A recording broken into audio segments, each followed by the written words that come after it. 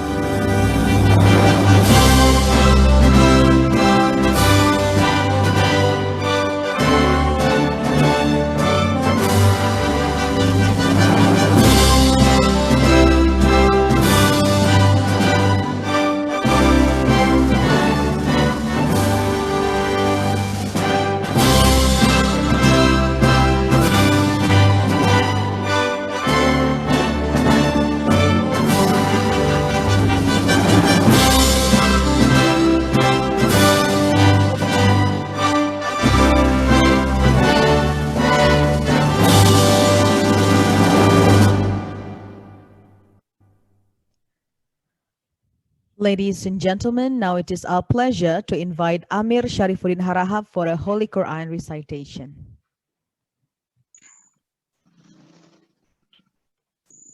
Assalamualaikum warahmatullahi wabarakatuh. Waalaikumsalam warahmatullahi wabarakatuh.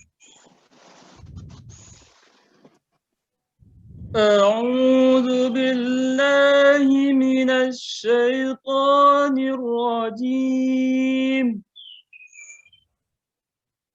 بسم الله الرحمن الرحيم. يا أيها الذين آمنوا إذا قيل لكم تفسحوا في المجالس فافسحوا يفسح الله لكم وإذا قيل انشزوا فانشزوا يرفع الله الذين آمنوا منكم والذين أوتوا العلم درجات والله بما تعملون خبير. يا أيها الذين آمنوا إذا ناجيتم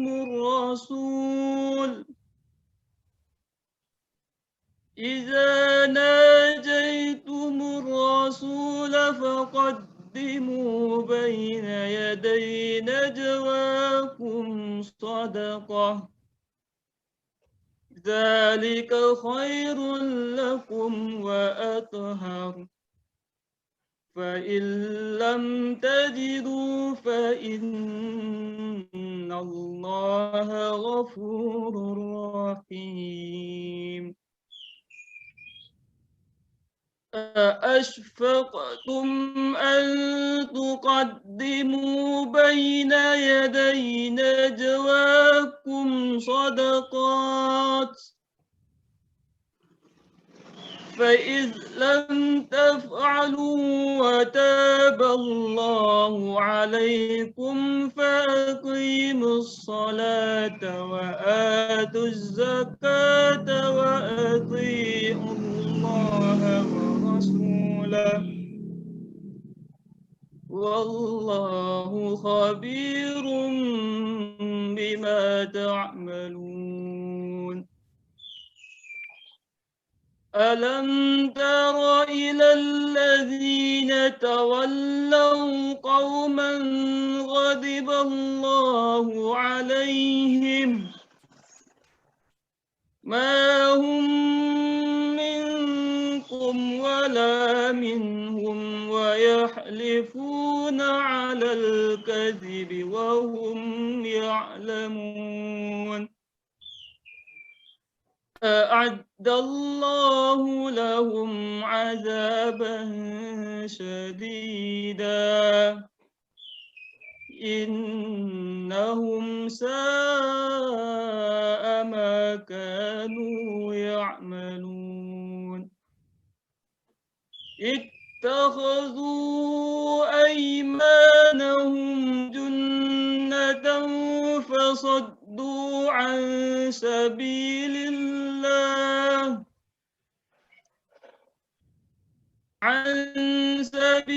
الله فلهم عذاب مهين لن تغني عنهم أموالهم ولا أولادهم من الله شيئا أولئك أصحاب النار هم فيها خالدون صدق الله العظيم السلام عليكم ورحمة الله وبركاته. Waalaikumsalam warahmatullahi wabarakatuh. Ladies and gentlemen, now it is our honor to invite the chairperson of the committee for a speech. Please welcome Dr. Randa Yeti Zainil, MA, PhD.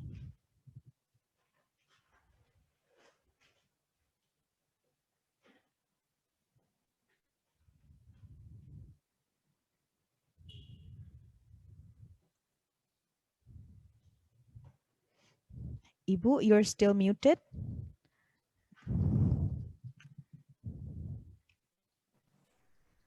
Okay.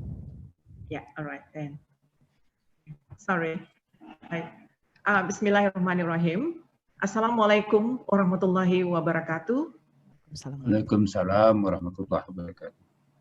Yang terhormat Bapak Dekan Fakultas Bahasa dan Seni Universitas Negeri Padang, Bapak Profesor Dr. Ermanto, MPD, Bapak Wakil Dekan 1 FEBS Universitas Negeri Padang, Bapak Dr. Hafid Ardi, MPD, Bapak Ketua Prodi Bahasa Inggris Pasca Sarjana UNP, Bapak Dr. Hamzah, MA, Bapak dan Ibu narasumber utama, serta pemakalah yang kami hormati, para peserta seminar, para dosen Fakultas Bahasa dan Seni, dan Sivitas Akademika FEBS Universitas Negeri Padang, serta seluruh panitia yang kami hormati. Segala puji, syukur yang senantiasa kita panjatkan kehadirat Allah yang Maha Esa, yang telah melimpahkan rahmat dan berkahnya kepada kita semua, sehingga hari ini kita dapat dipertemukan untuk mengikuti acara Seminar Nasional English Language Teaching and Research, Prodi Bahasa Inggris Pasca Sarjana Universitas Negeri Padang. Berkaitan dengan tema tersebut, telah hadir bersama kita 4 pembicara utama yang kita kenal memiliki reputasi yang sangat baik di bidangnya. Kami mengucapkan selamat datang kepada peserta di mana kita memiliki kesempatan untuk berbagi informasi tentang berbagai strategi dan model pembelajaran dan pengajaran bahasa Inggris serta melaksanakan penelitian yang relevan khususnya dalam menghadapi masa new normal ini. Pada seminar ELTAR yang keempat ini, tema yang kita angkat adalah Alternative Models of EFL Learning and Research in New Normal Society. Bapak dan Ibu, serta hadirin yang berbahagia, para narasumber kita pada seminar ini datang dari berbagai universitas di Indonesia.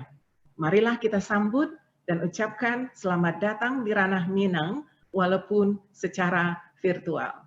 Bapak Khairil Anwar Korompot SPD MA PhD dari Universitas Negeri Makassar, Ibu Profesor Utami Widiati MA PhD dari Universitas Negeri Malang, Ibu Siti Wahida PhD MA dari Universitas Negeri Jakarta, dan Ibu Dr. Ratmanida MID TAFL dari Universitas Negeri Padang. Sesuai dengan rencana, keseluruhan kegiatan seminar kita ini akan dilaksanakan dengan menggunakan Zoom meeting dengan jumlah peserta 165 orang. Seminar ini diselenggarakan oleh Prodi Pendidikan Bahasa Inggris Pasca Sarjana Universitas Negeri Padang. Atas terselenggaranya acara seminar ini, kami mengucapkan terima kasih atas dukungan Bapak Ibu semua, terutama Bapak Rektor Universitas Negeri Padang, Bapak Dekan Fakultas Bahasa dan Seni, Bapak Ketua Prodi Bahasa Inggris Pasca Sarjana Universitas Negeri Padang, para pembicara dan moderator, para peserta seminar, dan panitia, khususnya yang telah bekerja keras demi terselenggaranya seminar ini. Terima kasih banyak. Akhir kata, jika ada yang kurang berkenan, mohon dimaafkan. Selamat mengikuti seminar nasional dan rangkaian pendukungnya. Selamat menimba ilmu sebanyak-banyaknya dari narasumber kita yang hebat-hebat. Semoga apa yang kita lakukan hari ini bermanfaat bagi kemajuan kita di masa depan. Amin ya rabbal alamin. Kepada Bapak Dekan Fakultas Bahasa dan Seni, kami mohon berkenan memberikan pengarahan sekaligus membuka seminar nasional ini. Wassalamualaikum warahmatullahi wabarakatuh. Waalaikumsalam warahmatullahi wabarakatuh. Ladies and gentlemen, we've come to the moment that we're waiting for, an opening speech from the Dean of Faculty of Languages and Arts. Please welcome Professor Dr. Ermanto SPD M.Hum. Baik, Assalamualaikum warahmatullahi wabarakatuh. Waalaikumsalam warahmatullahi wabarakatuh. Terlebih dahulu sebagai umat yang beriman, marilah kita selalu dan senantiasa bersyukur kepada Allah Subhanahu wa taala yang telah memberikan kesehatan kepada kita. Dalam era pandemi COVID-19 ini kita masih bisa berkumpul melalui Zoom meeting.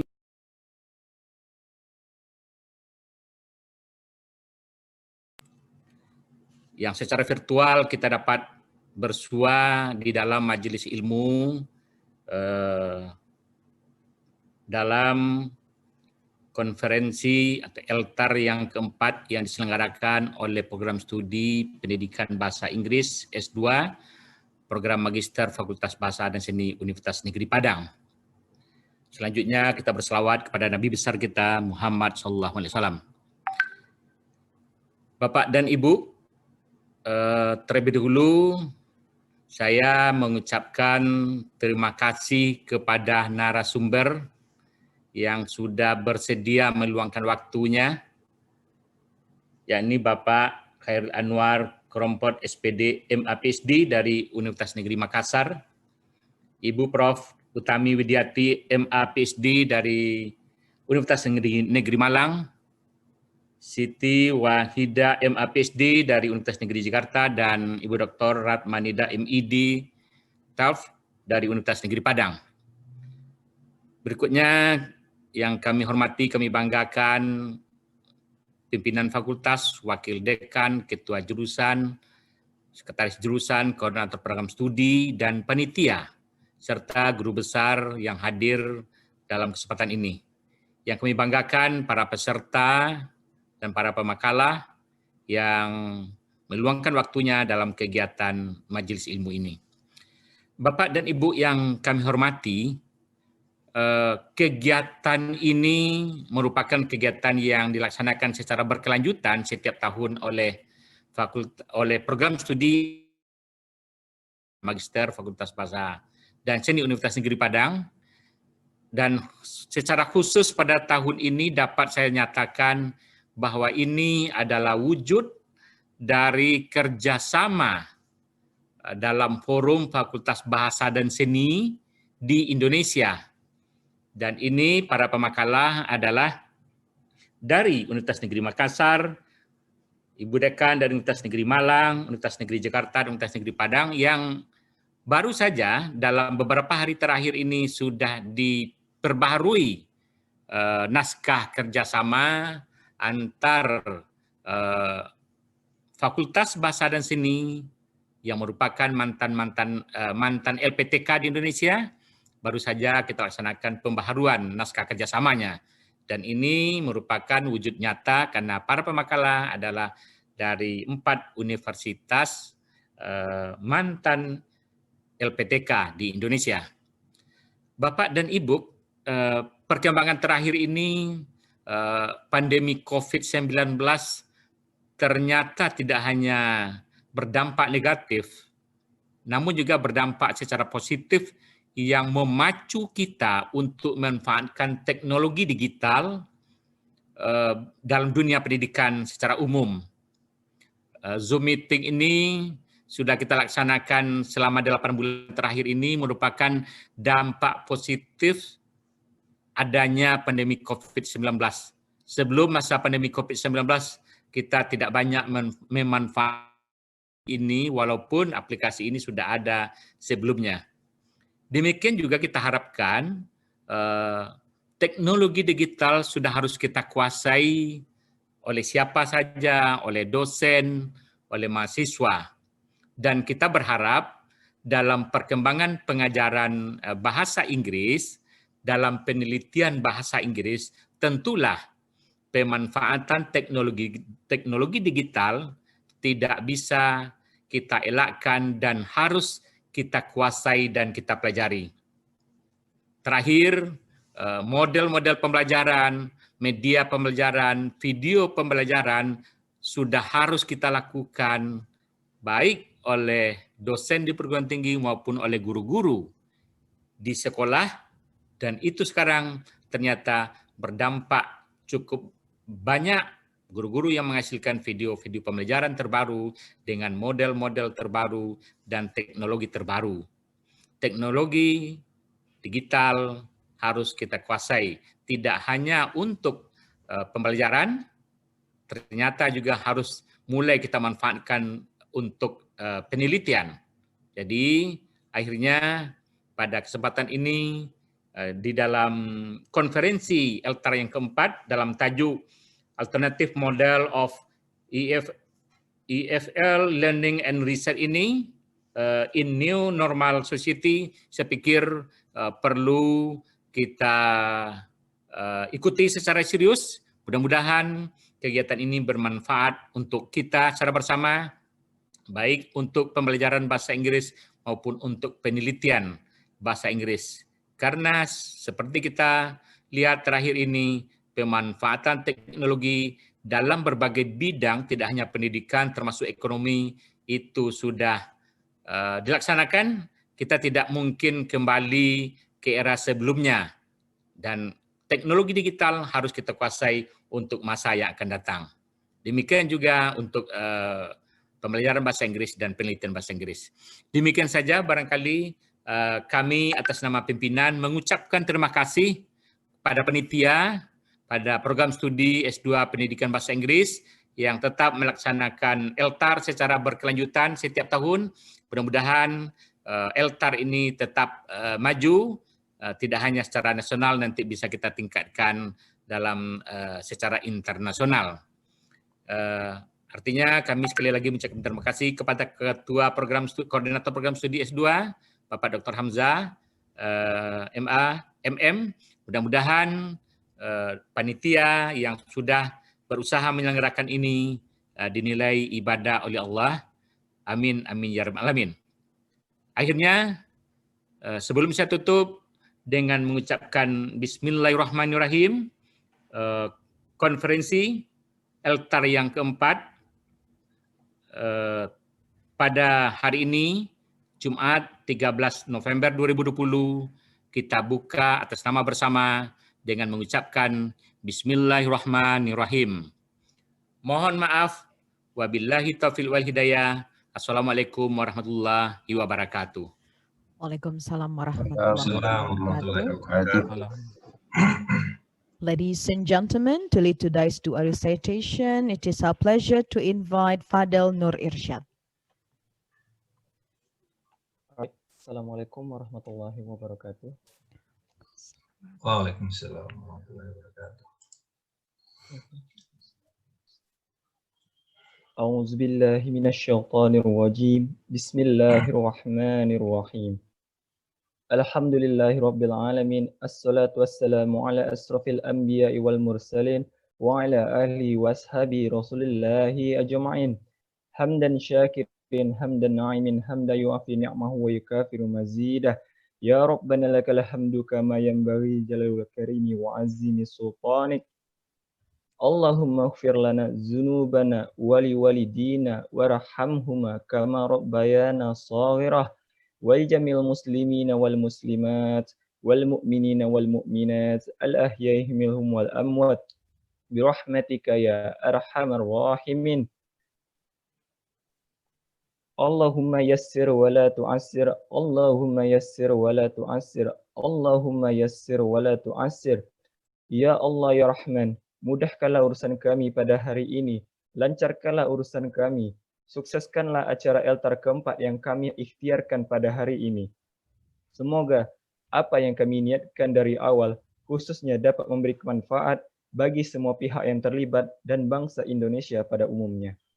Rabbana zalamna anfusana wa illam taghfir lana wa tarhamna lanakunanna minal khasirin. Rabbana atina fid dunya hasanah wa fil akhirati hasanah wa qina azabannar. Wa sallallahu ala sayyidina Muhammadin wa ala alihi wa sahbihi wa sallam. Subhana rabbika rabbil izzati amma yasifun. Wassalamun alal mursalin walhamdulillahi rabbil alamin. Assalamualaikum warahmatullahi wabarakatuh. Waalaikumsalam warahmatullahi wabarakatuh. Well, ladies and gentlemen, this completes the opening ceremony of the 4th English Language Teaching and Research Conference 2020. We will proceed to the first plenary session. There are two invited speakers for this session. Khairil Anwar Korompot SPD MA PhD from Universitas Negeri Makassar and Professor Utami Widiati MA PhD from Universitas Negeri Malang. But first, we invite the moderator for the first plenary session, Mr. Fidel. Thank you, MC. Assalamualaikum warahmatullahi wabarakatuh. Good morning, ladies. Good morning, ladies and gentlemen, the Honorable Sir and Madam of invited speakers and all the audiences. First of all, before we come to the first plenary session, I will represent the theme of the 4th ELTAR 2020 conference entitled The Alternative Models of EFL Learning and Research in New Normal Society. For this session of 4th ELTAR 2020, the invited speakers are Bapak Khairil Anwar Korompot, SPD, MA, PhD from Universitas Negeri Makassar, Ibu Prof. Utami Widiati, MA, PhD from Universitas Negeri Malang, Ibu Siti Wahidah, MA, PhD from Universitas Negeri Jakarta, and Ibu Dr. Ratmanida, MED TEFL from Universitas Negeri Padang. And for all invited speakers, thank you for joining us in this webinar. For the first plenary session, let me introduce ourselves first. The co-host is Tri Fahmal Aldar, and myself, Fidel. I will be serving as your first plenary moderator today. I'll guide the first and the second invited speakers. Those are Khairil Anwar Korompot, SPD, MA, PhD, and Ibu Prof. Utami Widiati, MA, PhD. All right, audience, before we start the presentation, I will inform about the rules of this webinar. Each invited speakers will have maximum 30 minutes for each presentation. After both the speakers perform their presentation, there will be Q&A session for 15 minutes. For the audience, please don't forget to put your question on the Zoom chat. And now, we move to the first invited speaker, Bapak Khairil Anwar Kerompot SPD MA PhD. Assalamualaikum Bapak. Waalaikumsalam warahmatullahi wabarakatuh, Pak Fidel. Thank you. Apa kabar Bapak? I'm very well, thank you very much. Thank you for you. inviting me to be a speaker at this conference. Okay, thank you. Let me read his CV. Bapak Khairil Anwar Kerompot, SPD MA PhD, was born and raised in Kota Mubagu, Bolaang Mongondo Regency, North Sulawesi Province. He obtained his Sarjana Pendidikan Bahasa Inggris degree from IKIP Manado, North Sulawesi in 1993, his Master of Arts in Applied Linguistics degree from the University of Adelaide, South Australia in 2000, and his Doctor of Philosophy in Applied Linguistics from the University of New England, New South Wales, Australia in 2014. Dr. Kerompot has been a lecturer of English language education in the English department of the Faculty of Language and Literature at Universitas Negeri Makassar since 2005. He is currently the chair of English language education program at UNM. It is a job he has held since August in 2019. Prior to working at UNM, Dr. Kerompot spent a total of 5 years working as a junior lecturer, first at STKIP Negeri Gorontalo, and then at STKIP YPUP Makassar. In addition, he also spent more than 10 years working at a number of private English language schools in Manado, Gorontalo, and Makassar, respectively, and as a freelance language specialist based in Makassar. Dr. Kerompot, who also goes by the nickname of Ling, has research interests in various areas, including English teachers' professional development, language teacher recognition, professional teaching, standards of English language teachers, and ELT curriculum and material development. Pak Ling has attended various scholarly events and given presentations at international conferences in a number of places in Indonesia and abroad. In 2015, Dr. Kerompot began his service on the executive board of TEFLIN as the regional coordinator for Sulawesi, Maluku, and Papua areas. In this occasion, Pak Ling will present about ELT in Indonesia on pandemic and beyond. Well, that's CV from Pak Ling. Once more, I would to remind that the time for the presentation is maximum for 30 minutes. The co-host will remind us for the remaining time. For not waiting any longer, ladies and gentlemen, I would like to invite our first invited speaker, Mr. Khairil Anwar Kerompot, SPD MA PhD. The floor is yours. Thank you very much, Pak Fidel, and thank you very much, UNP, for inviting me to give a presentation at this conference. And I've seen some familiar faces here, Ibu Yeti, Pak Zaim, and a number of other lecturers. Actually, this is not my first time being associated with UNP, although this time it is virtual. I've been to Padang once before in 2009 when I conducted my PhD research, and I worked with a number of lecturers from UNP and teachers from all over Padang and the surrounding areas to collect my data. So it's good to be back to Ranah Minang, although virtually, this morning. And I'm very pleased that the topic that has been given to me is something I'm very familiar with and I'm very passionate about. And I've done some research in this area as well. I have also studied the literature, and so I hope you will. We will learn together. We will learn something from what I'm going to present this morning. So let me share screen to show my PowerPoint.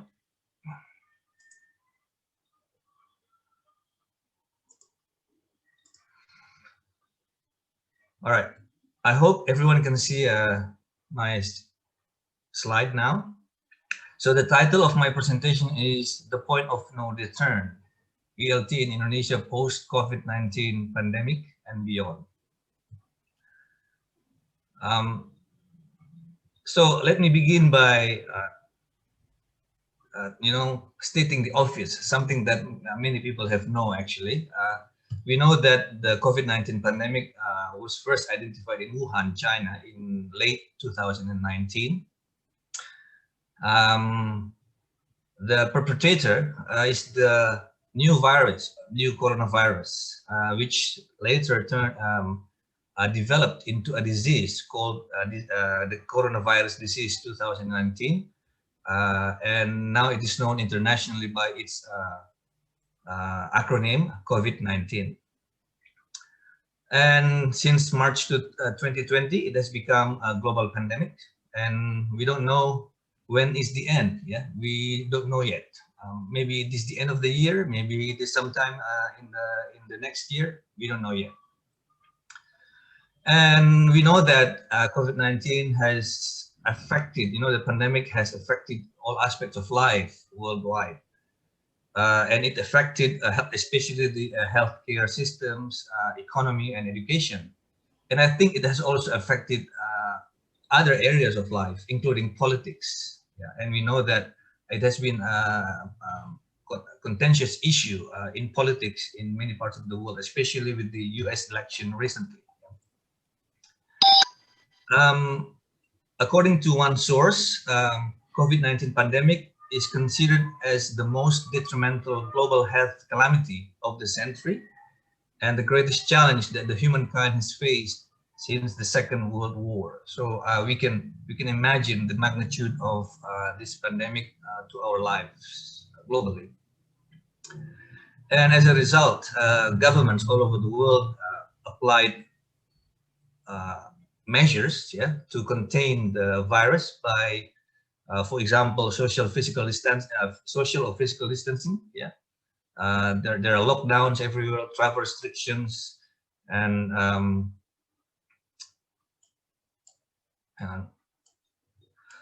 quarantine closures, etc. Including closures of schools. So in education we have school and campus closures, and this is not a good thing, of course, because we know that closing schools means that we close the access to education for many students, and this disruption is said to be unparalleled. It happens. This is probably the first time that this has happened at a global scale. And if this is prolonged, if this goes on and on, it could threaten the right to education for many children, especially.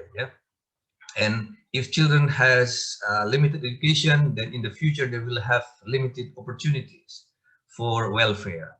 We know that. Scenes like this, universities, schools, classrooms empty, and it is estimated that about 2 billion learners and educators here include teachers and lecturers, have been affected by the COVID-19 pandemic. And we also know that from recent studies that ministries, schools, teachers, students, parents all over the world were not fully prepared to face the challenges posed by COVID-19 pandemic, especially in education. So, people do many things to within their means, whatever they have, in order to cope with the challenges, including the people in this picture, as you can see, that they use makeshift camera tripod to record things online in order to be to record a teacher teaching in order to be uploaded online. And we know that the solution and the only solution is shifting to distance or remote teaching and learning. And we know also that this is not an easy thing to do, because everywhere in the world, especially in Indonesia, we lack the facilities. We lack the internet access. teachers and students lack the skills and experience. And because of this shift, teachers have heavy workload, because teaching online means double the task. Teaching face-to-face is easier than teaching online. Everybody knows that, because we have to do it double or maybe triple the effort. And we also have problems with parents. Parents have to guide their children in order to learn online, and they lack the skills, they lack the experience. And then there are other problems like discipline, classroom management, etc., etc. So this is not an easy shift. This has not been an easy shift for everybody, not only for teachers and students, but also for parents, so everyone involved. So in a nutshell, we can say that education around the world has been badly affected by the pandemic, and the teaching and learning of English in Indonesia is no exception. So in this context, we have to focus on the teaching and learning of English in Indonesia. We know that as part of education, EFL learning in Indonesia has been badly affected by the pandemic. You see, the big shift means that we have to use, platforms like Moodle, Spada, Google, Google Education Suite, for example. And teachers, we have to, as teachers and students, we have to use WhatsApp, for example. We send videos through WhatsApp, or watch, materials on YouTube, videos on YouTube, and so on and so on. So this is like a battle, It's like a battle between the online and the face-to-face learning. This is the reality that has to be faced by many teachers and students.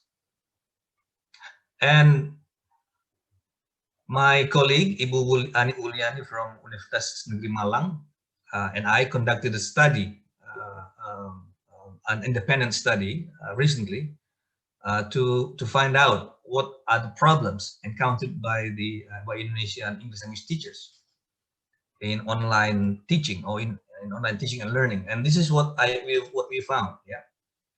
Most of the teachers, and there are 500 teachers and lecturers all over Indonesia who were involved in this study. Most of them said that it is, this is a list of the problems faced by English language teachers. For example, it is very difficult for teachers to make teaching and learning effective. Unlike unlike face-to-face teaching. I don't have to go through the detail, but I can read some of the things here.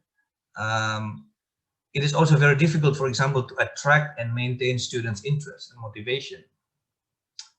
It is very difficult to accommodate students' needs, because, if you look at the students on a daily basis in the classroom, it is easier to address their problems. But in online learning, it is simply impossible to do it. It is very difficult, for example, to maintain classroom management, discipline. And it is very difficult to attend to students who lack the facilities, students who don't have the gadgets. How do you cope with the problem? And maybe the only solution is for you to visit the students at home, which is a very difficult thing to do, because it is impossible to visit all the students one by one. So those are some of the problems that we found in our independent study in August, that we conducted in August. I can go back to this if you want later on during the Q&A, but I want to go on with the next slides. So what are the lessons that we have learned from the COVID-19 pandemic? I think there are at least 5 points we can learn from the COVID-19 pandemic. The first one is that we don't know when the end is. It is still unclear. And we also need to anticipate future pandemic or pandemics. It can happen again, or it can, other kinds of diseases can spread around the world and create another or other problems. And the main disadvantage of face-to-face learning is that it is not flexible enough to adapt to unpredictable events. The third one is that to depend on online learning totally is not an easy thing because it has its own challenges and shortcomings. The fourth one is that online learning can never replace the live human interaction with teachers and fellow students. We are human beings and we need to communicate with each other. We have to see each other physically in order to make meaningful interaction. Yeah? And the last one here, we can provide materials in e-learning module, for example, but in reality, this type of materials can cause procrastination. Procrastination means, students postpone, waiting until later to work on their tasks or assignments, and then laziness. Yeah, because of the lack of control, because of the lack of monitoring from the teachers. The direct contact between teacher and students, which leads to this. And this is what I found from an article written by Keshavas, a recent article, which I have adapted, and I have also included my own ideas in this 5 points. So I think those are the lessons learned from the COVID-19 pandemic as far as education or English language teaching is concerned. So I'm interested in Keshavar's proposal as a way out of this problem, and I'm very interested in his idea. Yeah, in Keshavar's idea, he proposed what he called the hybrid campus model, or I use the abbreviation here HCM. Yeah, the hybrid campus model. It's a very simple model, actually, only 3 points. Yeah, the first one is that in the and I'm talking about post-pandemic. It can happen now, but I think it's better to do it post-pandemic. We don't know when it will end, but when the pandemic is over, this model can be adopted. Yeah.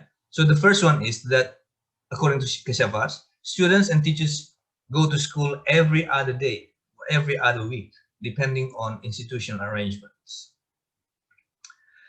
50% of total instruction is delivered through classroom teaching, the rest in virtual environment. So this is what it means by hybrid. 50%, 50-50, 50% classroom teaching or face-to-face teaching, and the rest, 50% virtual teaching. And according to Keshavas, the third one is theoretical courses are taught online, practical courses are taught F2F or face-to-face. Because he believes that in our curriculum we have the so-called theoretical courses and the practical courses. So we'd better teach the theoretical courses online and the practical courses face-to-face. But of course, we have to remember number one, yeah, and that is to get the students and teachers to come every other day or every other week, in order to maintain physical or social distance, of course. That's the idea, I think. So now I come to the final part of my presentation, and that is the implications of the hybrid campus model proposed by Keshavar. And this is my own idea. This is not Keshavar's idea, but this is my own idea. And I think the implications will cover at least 3 parts. The first one is health. Yeah, health-wise, in the post-pandemic circumstances, the health protocol, washing your hands, wearing a mask, physical or social distancing will continue. It will have to continue. Yeah, especially in face-to-face circumstances. The second one is to do with the teaching and learning. And in my opinion, in order to make hybrid campus model possible, there has to be government policies, yeah, both from the state and the local governments, in terms of regulations, programs, and incentives to support this HCM. And at the same time, institutional policies, yeah, to support HCM. Institutional here means schools and universities. And there has to be planning and preparation for teachers, students, and parents, especially with technology. Yeah, we cannot just expect teachers and students to use technology as we want them to do it. We have to give them training. We have to give them what we call pendampingan in Indonesia, yeah, so that this can work. And not only teachers and students, but also parents. Yeah, to some extent, we have to help the parents as well. And we have to provide assistance to teachers and students and parents who lack the facilities, who don't have the gadgets, who don't have the HP or laptops, and so on.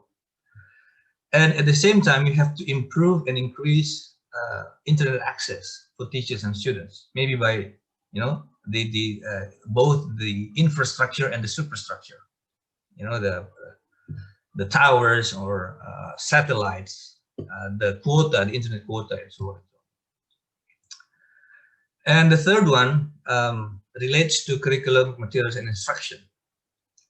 And according to one source that I quote for my presentation, in terms of curriculum, materials, and instruction, schools and universities' English language teaching curricula must, and this is a must integrate technology-enhanced language learning, ICT in language learning, and online language learning courses. So if they can ignore this in the past, in the future, post-pandemic, they cannot ignore it anymore. Yeah.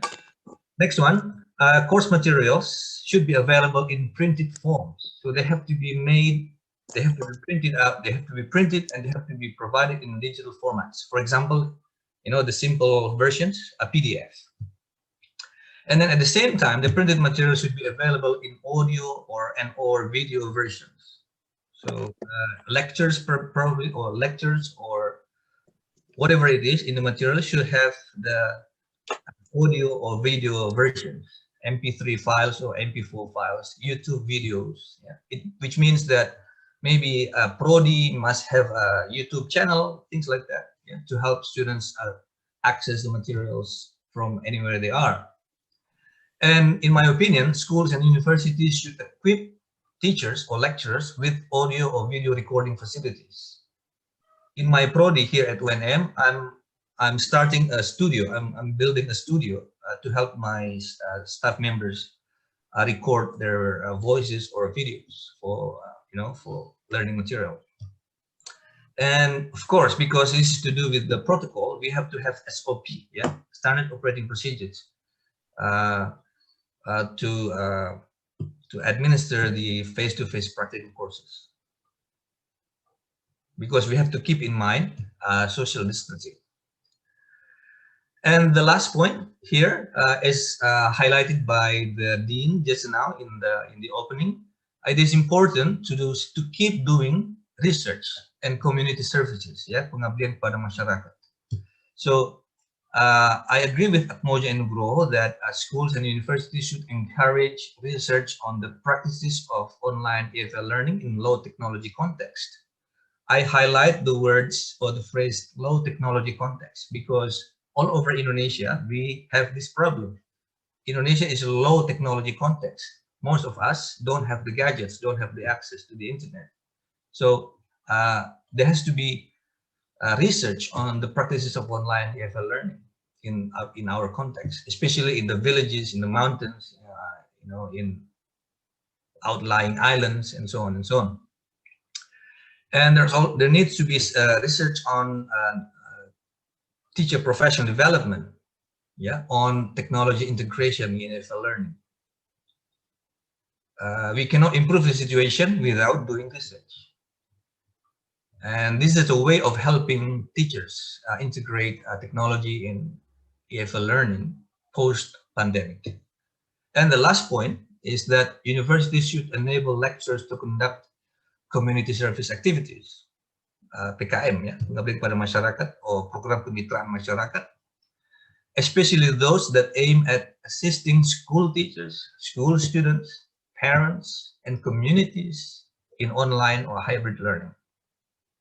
So we cannot just expect people to do what they have to do, but we have to give them assistance. And one kind of assistance that universities can give is through pengabdian pada masyarakat. So in conclusion, all I can say is that the COVID-19 pandemic has been detrimental to many people and many aspects of life, including education and EFL learning. However, the pandemic has a silver lining. Artinya ada hikmahnya. Because it has opened up limitless opportunities for creativity, modification, and improvement. This is based on Yarol Masood and Afkar 2020 in a report written by the World Bank about the situation in Indonesia. And the use of distance or online learning tools and applications during the pandemic has brought us to the point of no return. This is highlighted by Pak Dekan just now. Yeah? We cannot mundur lagi. Yeah? This is a point of no return. We just have to carry on doing online or distance learning because it is here to stay. Yeah, it is here to stay. So we have to embrace it and we have to integrate it into our teaching and learning. Post-pandemic circumstances mean that teachers need to combine face-to-face learning and distance or online learning. Hence, the proposed hybrid campus model by Kesafar, as I talked about just now. And last but not least, the final point is that hybrid campus model has implications for stakeholders of education and English language teaching, especially government, educational institutions, teachers, students, and parents. Yeah, that's the end of my presentation, Pak Fidel. Thank you very much. All right, thank you, Pak Khairil Anwar Krompot. That is very interesting presentation. For me, personally, the hybrid thing is very a new improvisation after we have been almost 1 year of online learning. So it is a very innovative idea for like breakthrough for the education online learning today. I will ask to Pak Khairil. Yes. How about in UNM today? Does in UNM still using like full online learning or already move try to hybrid or something? The rector of UNM has decided that he wants to do what the government tells him to do. And his legal basis is the governor of South Sulawesi's circular, yeah, edaran gubernur. And the edaran states that we are still in a pandemic situation, so we still have to work from home. And this edaran has been renewed many times. And I think the recent one was that we still have to do this until the end of November. So we'll see whether this edaran will be renewed again for December. But I think when we reach December, it is already the end of the semester. So that means that we can expect to be back on campus again in the new semester around January and February. But still, we don't know whether we can go back to campus as usual, or we still have to do work from home, or whether the government or the university is interested in adopting the hybrid campus model. I think this is a proposal that is interesting enough for governments and universities to consider. It's a very simple model, but I think it's doable. We can do it. Yeah. I'm very Okay, thank you, sir. Because I think that the health protocol must be followed by every citizenship. And also, I found that before the teachers and also in some school they have like complained about like full online learning, like have you stated before. Of course, yeah, people complain, but yeah, we as long as the government says that we have to stay at home, we have to stay at home. Yeah, maybe because of the less physical interaction in explaining the material, maybe less social interaction between the teachers and students. I think that's what I have had interview in one school last month. Okay. Okay. Yeah. Thank you for Pak Khairil Anwar Korompot, MA PhD.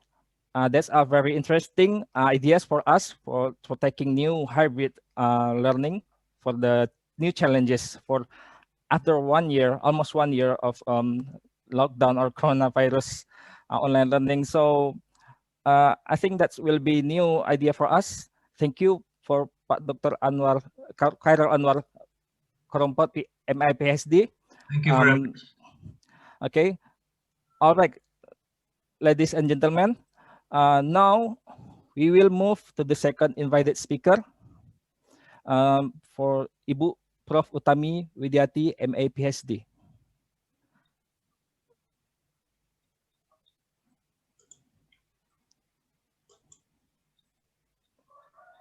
Assalamualaikum, Ibu.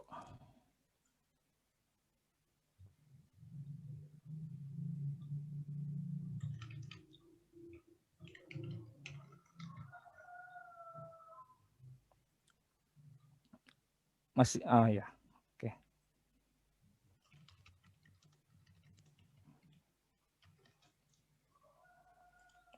Oke, ladies and gentlemen, ya Pak. There is a question. Are we going to have a Q&A after Prof. Utami's presentation, or? Of course. Oh, after that. Oh, all right. Yeah, okay. There is a question here for me. Yes. From Dr. Edi Trisno, but I think I will answer the question later on, right? Okay. Okay. Thank you, sir. After Prof. Utami's presentation. Thank you very much. You're welcome. All right. Let me read Ibu Profesor Utami Widyati, MA PhD, about her CV. Utami Widyati is a faculty member of English Department, Universitas Negeri Malang, or UM. She has researched and published extensively in areas of teaching English as a foreign language, or TEFL, curriculum and material development, second language acquisition, or known as SLA, and teacher professional development. She is a pre-service and in-service teacher trainer and has written secondary school English textbooks prescribed by the Indonesian government, and she can be reached at utami.widyati@fs@um@ac.id if audience have further question or for like sources for related the expertise that Ibu Utami Widyati has. In this occasion, Ibu Utami will present about classroom management for remote learning. I want to remind that for the audience, please don't forget to put your question on the Zoom chat. All right, we will invite the second invited speaker for Ibu Prof. Utami Widyati, MA PhD. The time is yours.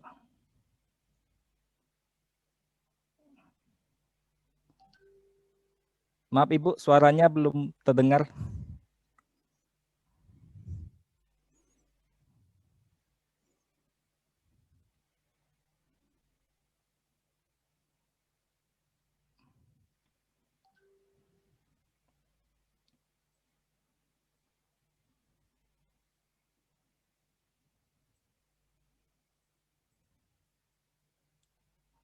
Halo Ibu.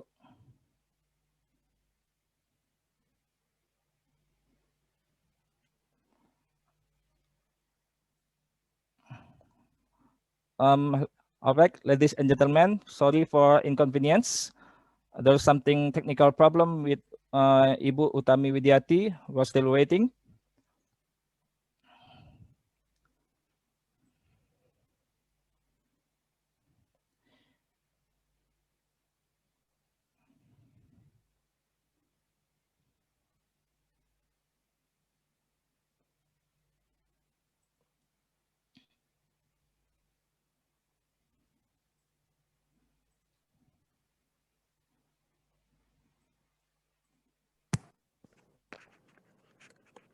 Sudah Ibu?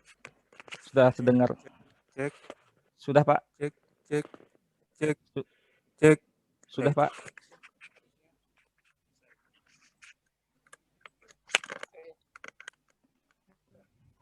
Hello. Halo Pak Bu. Fidel, can you hear me? Ya, clear ma'am. Hello. Ya, jelas Ibu. Okay. All right. Sorry. Right. Sorry for the inconvenience. That's a problem with technology always, yeah. All right, everyone. Assalamualaikum warahmatullahi wabarakatuh. A very Salam. good morning. Warm greetings from Malang, from East Java. I hope that everyone is feeling well in this very difficult situation, I think, yeah. First of all, I would like to extend my sincere gratitude to Bapak Dekan. Selamat pagi Pak Dekan. Beliau masih bersama kita, luar biasa ini Pak Dekan FBSUNP. Ya, kami baru bertemu dalam forum FBSI se-Indonesia. Terima kasih sudah mengundang saya untuk berpartisipasi dalam forum akademik ini. Saya lihat ada Prof. Zaim juga, thanks for inviting me, and tentunya Pak Dr. Khairil tadi, ini sejawat yang hanya bisa bersuara lewat virtual forums. Yeah. Yeah, Prof. Yeah. Right. Do you think I can share what slides, my file? Do I have the access Oke, to ma'am. share screen? Yes. Okay. Thank you.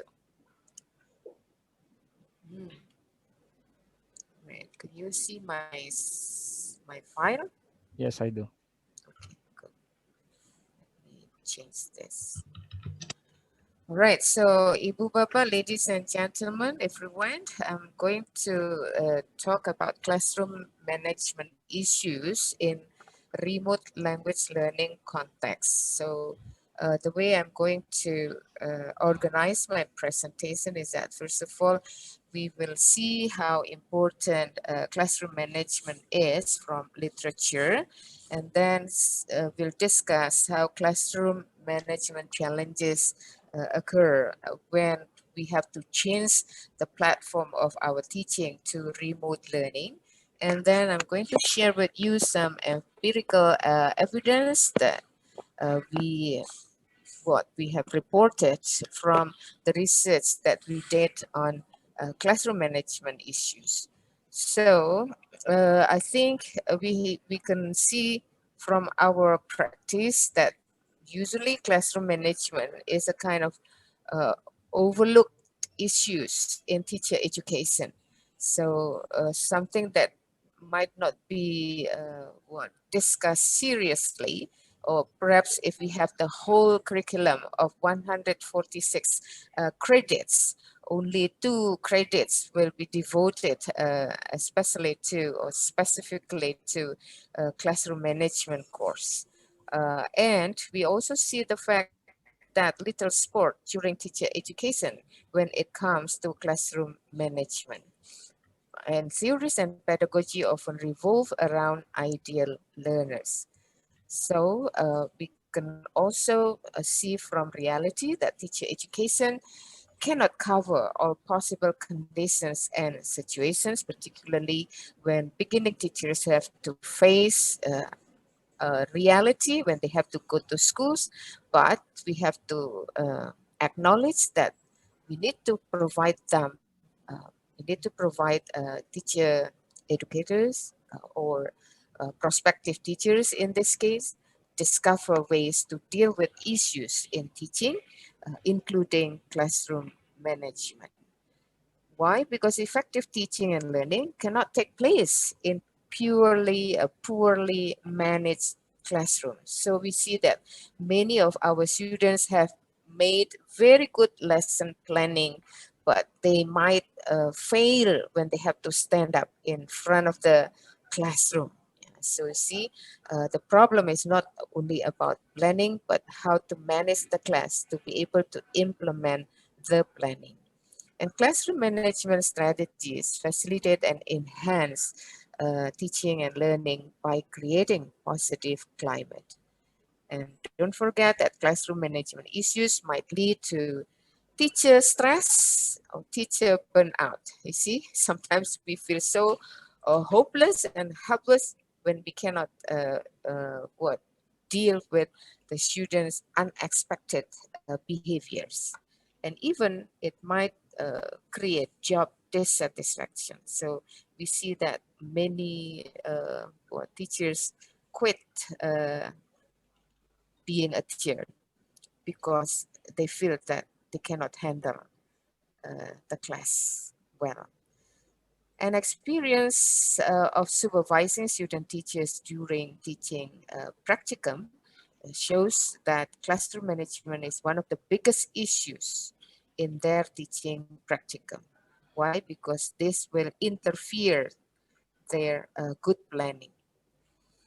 And the traditional classroom management strategies that we are all aware of might be this one, Ibu Bapa, ladies and gentlemen.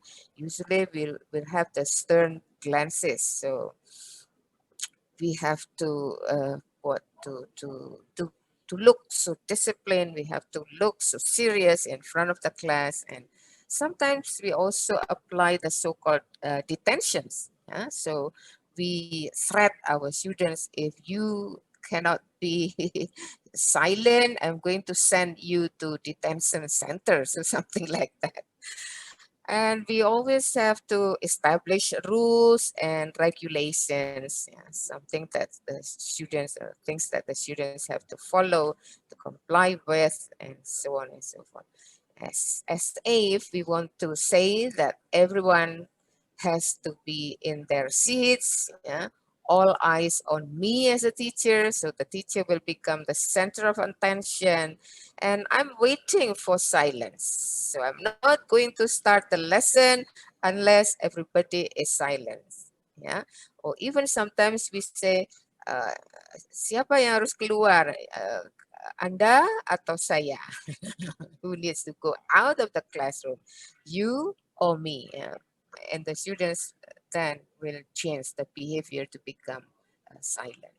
With this COVID-19 pandemic, something that is not precedented, has created a teaching context that we did not expect at all. We see that classroom has to be brought home. And then on-site teaching has to be moved to virtual, online, or remote within a very short time. So perhaps most of us were not prepared yet at that time when in March the government announced that all schools were closed, yeah, and everything had to be done from home. And it has changed life words. You see how the changes here have created tensions among teachers, for example, among teacher educators. Why? Because I've heard that many teachers mention something like, every day we have to deal with drama. The drama here is how to prepare their own responsibilities as teachers. And then at the same time, they also have to help their children deal with the tasks and assignments given by the schools. Yeah.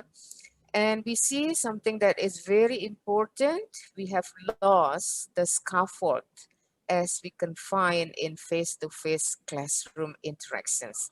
And we can predict if this happens for quite long, we might have to deal with problems related to character education, because I don't think that character education can be delivered online, or it can be delivered in a remote way.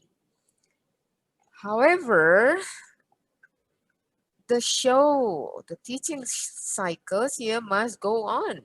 Dr. Hairil mentioned no point of return, but they can also mention tidak bisa kembali. So the show must go on. For teachers, for us, we have to deal with, again, planning, teaching, and assessing. Okay. One of my colleagues observed with this question, are we ready?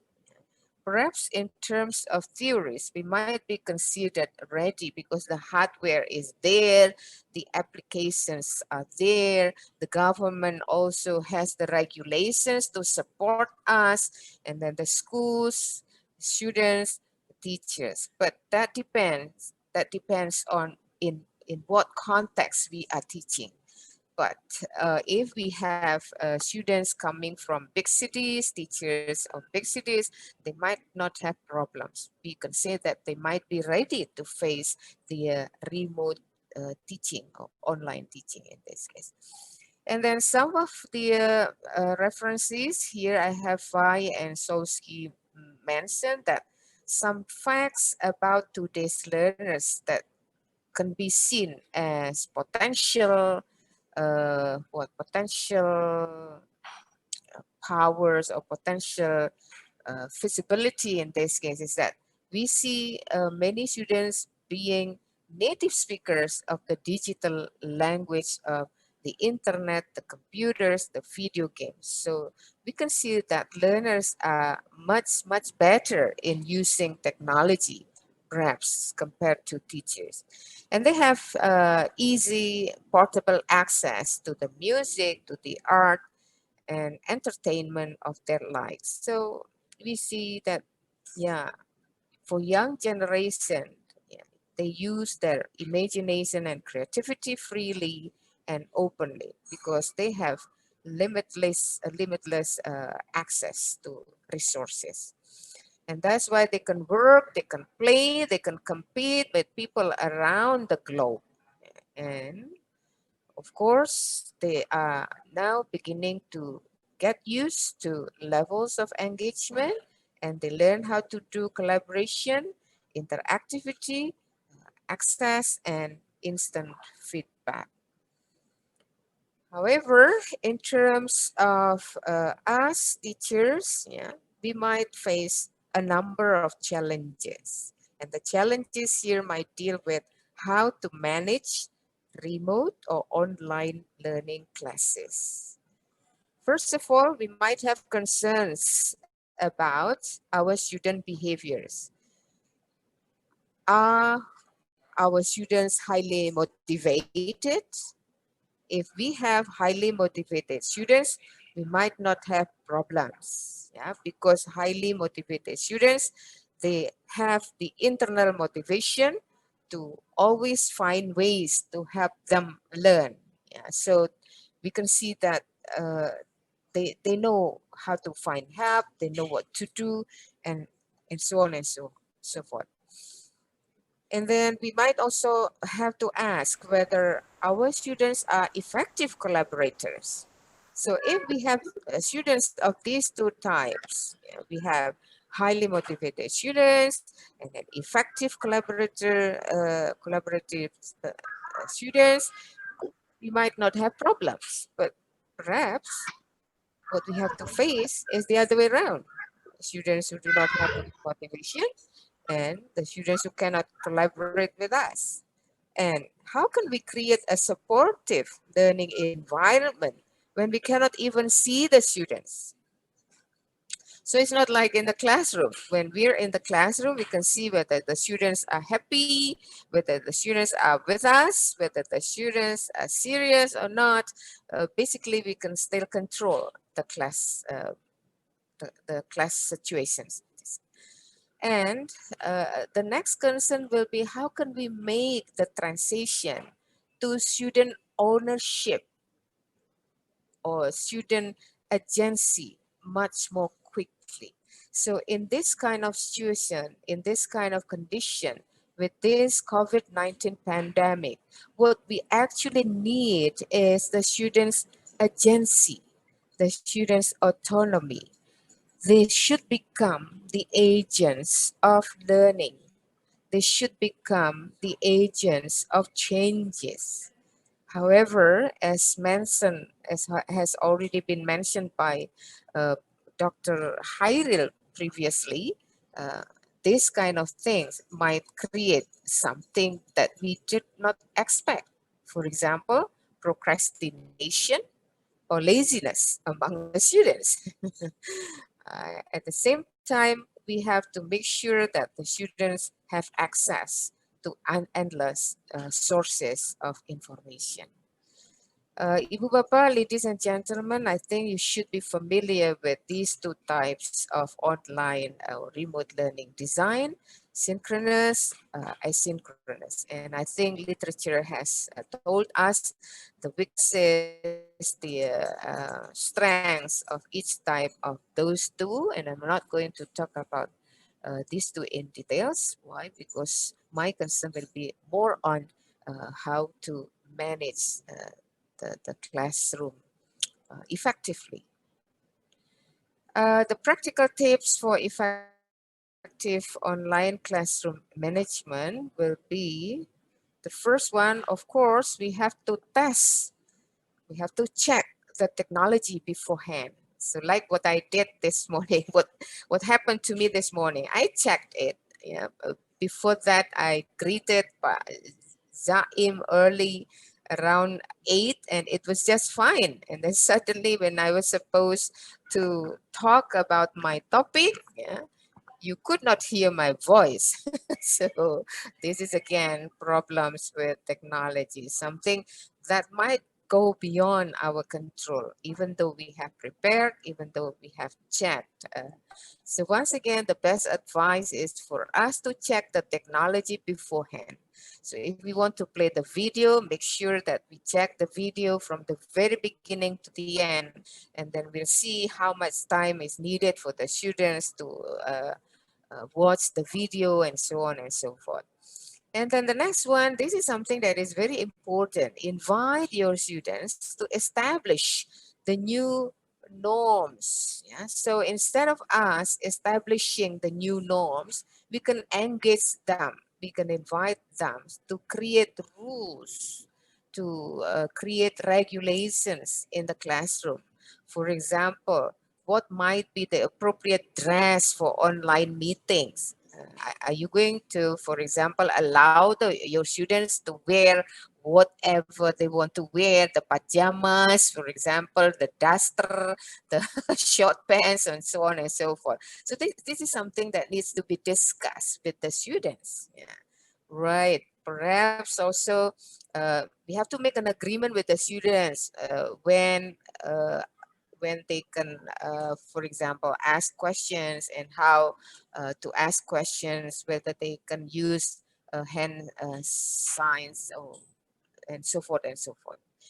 And don't forget that this is something also important. Focus on engagement. We have to make sure that we can keep the whole sessions short.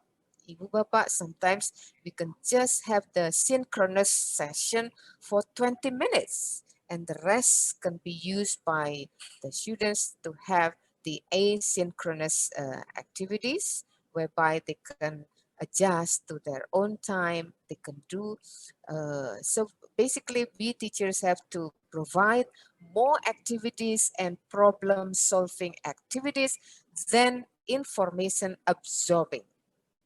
Yeah.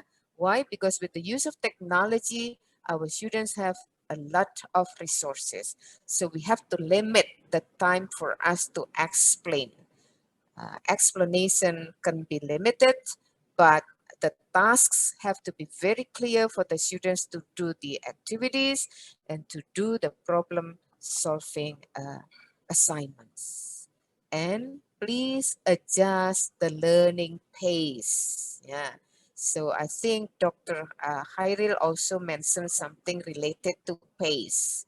We cannot be very quick in this case. Why? Because for some of our students, adjusting to technology is something that we need to be sympathetic or emphatic. Yeah? So adjust the learning pace, and I've heard that many teachers fail the online learning because they go too fast and they go very quickly, yeah? Not thinking about possible problems with the use of technology. Now I'm going to share with you the results of empirical evidence from research that we did in 2019. This is before the COVID-19 pandemic, so that we could compare whether in the normal situations, the classroom management issues are something easy for teachers. Now, if issues related to classroom management are not easy to handle, now we can imagine it's going to be much harder for remote learning, right? So basically our study at that time had the objectives of finding empirical data on student teachers' practice of classroom management, and we would like to highlight their issues in classroom management. And we use a theoretical framework in this case to to analyze our data. The first one is that classroom management has to develop caring, supportive relationships with and among the students, and then organize and implement instructions in ways that are clear to the students, that give students access to learning. And also classroom management has to encourage students' engagement in academic tasks and have to promote the development of students' social skills, and also the use of appropriate interventions to assist students while dealing with behavior problems. Yeah. Okay, and then we involve at that time 15 student teachers in PPG, yeah, students attending PPG at UM. And the data collection was taken from lesson study, the observations during their teaching practicum at schools. So we have a kind of conferences with those PPG students. And the student teachers here did their teaching practicum at secondary schools with approximately 30 students in one class. So we can imagine how busy the class is. Yeah. Practicum ranges from 3 to 16 weeks, and the data analysis that we did, as I said before, we followed the theoretical framework having the 5 points as briefly discussed before. So the findings of our study indicate that in terms of developing caring, supportive relationships with and among students, our student teachers could address their students by names, and they look friendly, and they could conduct group work activities, and they could monitor their students during group work. However, we found out some issues related to classroom management. The first one is that our student teachers tended to focus on certain sides of the class, perhaps only at the front or at the front left or right. Yeah. And that has created the feeling among the students of not being given any attention by our student teachers. And then when they were observing group works, they did not, I mean, our student teachers here could not do anything when some members of the groups here did not contribute. So it seems to us that they still have problems in managing group work. In certain classes, the students seem to lack respect with the student teachers, and this is something common in the Indonesian context. Yeah.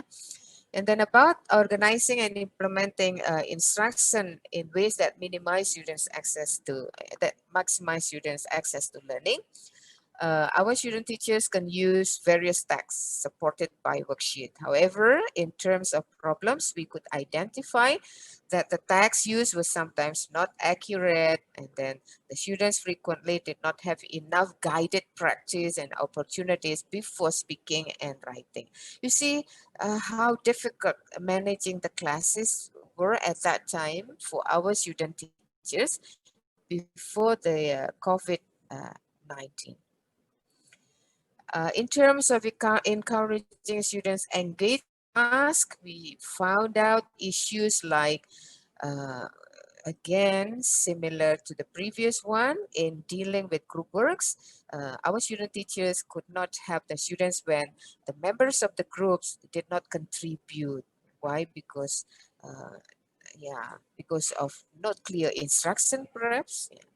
And when individuals or groups did presentations, the students did not have anything to do. The rest of the class would just relax. Yeah. Why? Because everything was done by the presenters. Okay.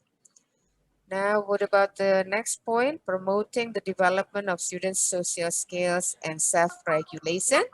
The issues that we found is that social skills that could be promoted through cooperative activities did not seem to receive much attention from our student teachers. Now, you can imagine how it is going to be more difficult when they have to manage online classes. Self-regulation in a way that the students might take responsibility of setting their own goals, planning practice opportunities, or assessing progress did not seem to be developed. So if the teachers here are not autonomous, they might not be able to create autonomous learning atmosphere in the classroom. And the last one is that the use of appropriate interventions to assess students' behaviors.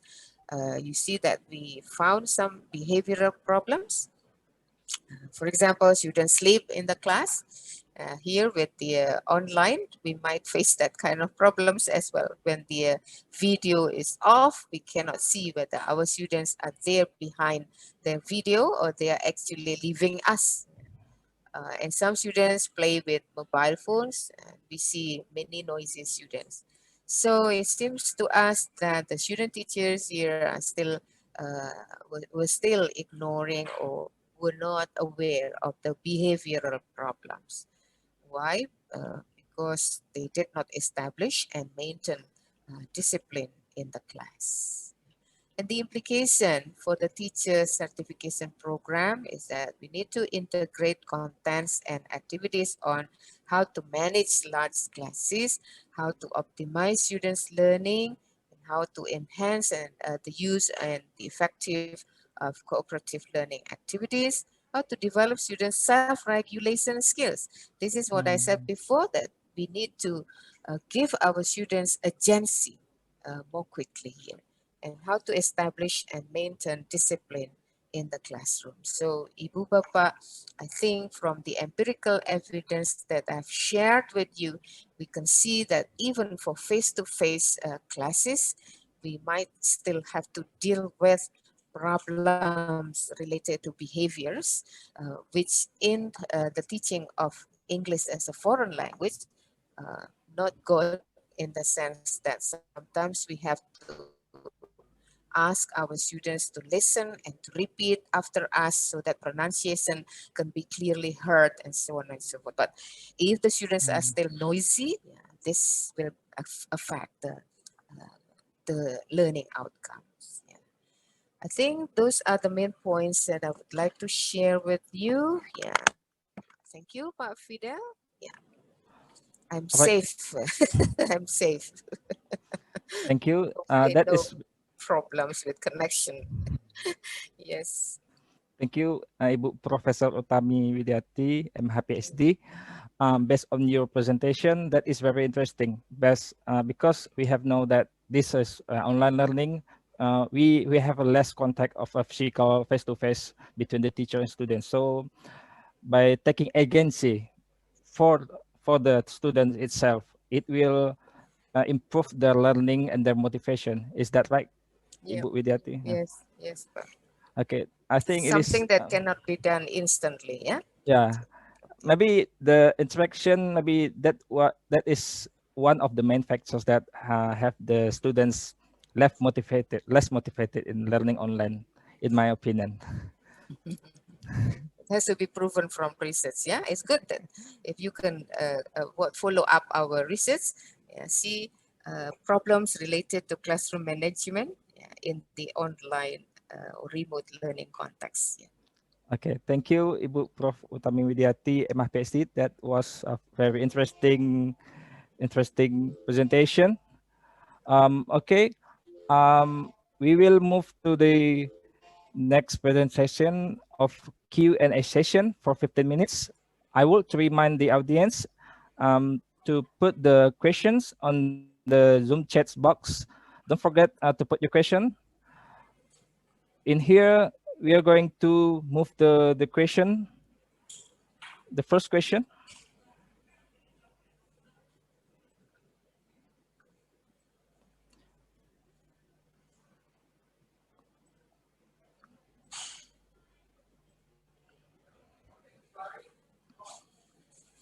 All right, the first question for the plenary session 1 from Bapak Dr. Edi Trisno MA. It is question for Bapak Khairul Anwar Korompot, SPD, MA, PhD. If I'm not mistaken, I heard that Bapak has to do to help the students to cope with technology, information technology. Do you have material or video tutorials like how to get managed and use online material from Google and others, how to use Google Forms or others? Okay, Bapak Khairul Anwar Korompot, SPD, MA, PhD. This is question for you. Okay, thank you very much, Pak Fidel. And I would like to thank Dr. Edi Trisno MA for the question. The question here is about a studio that I mentioned in my presentation.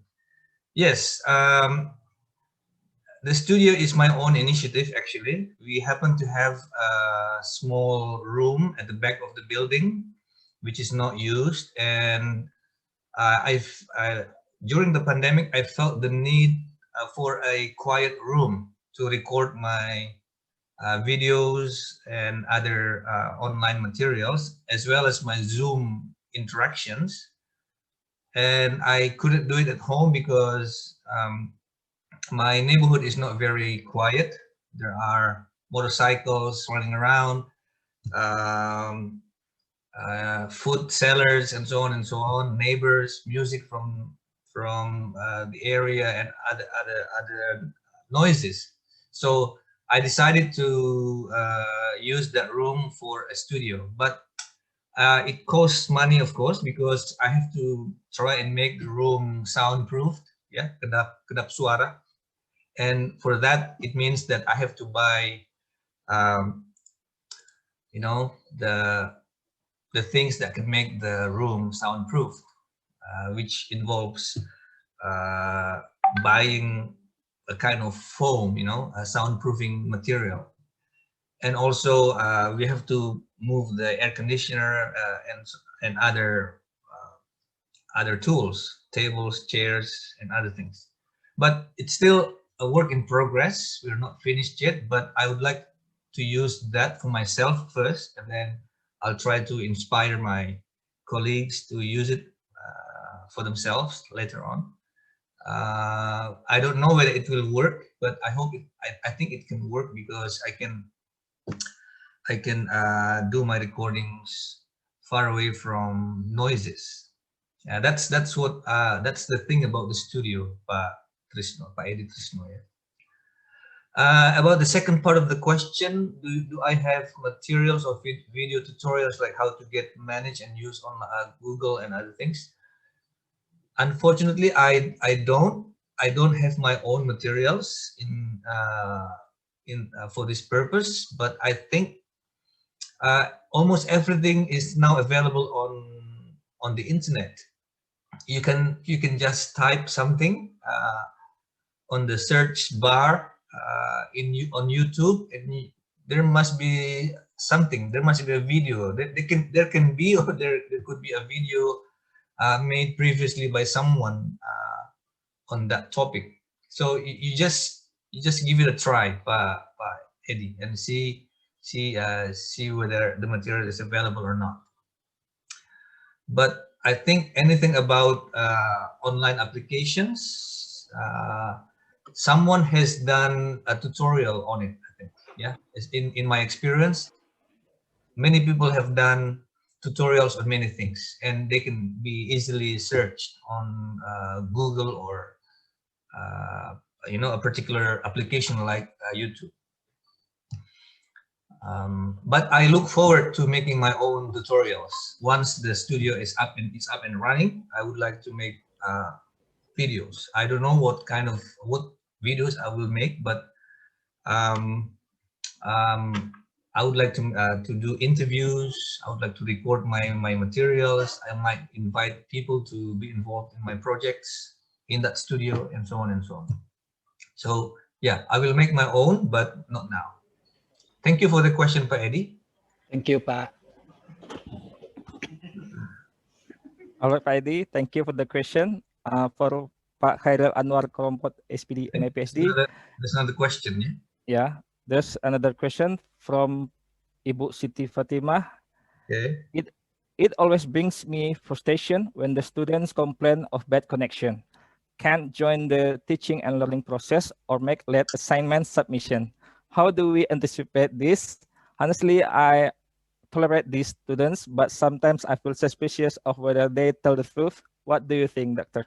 Thank you. Yeah, this is a very interesting question. Yeah, and this is something that I can relate to because I experienced it myself. Yeah.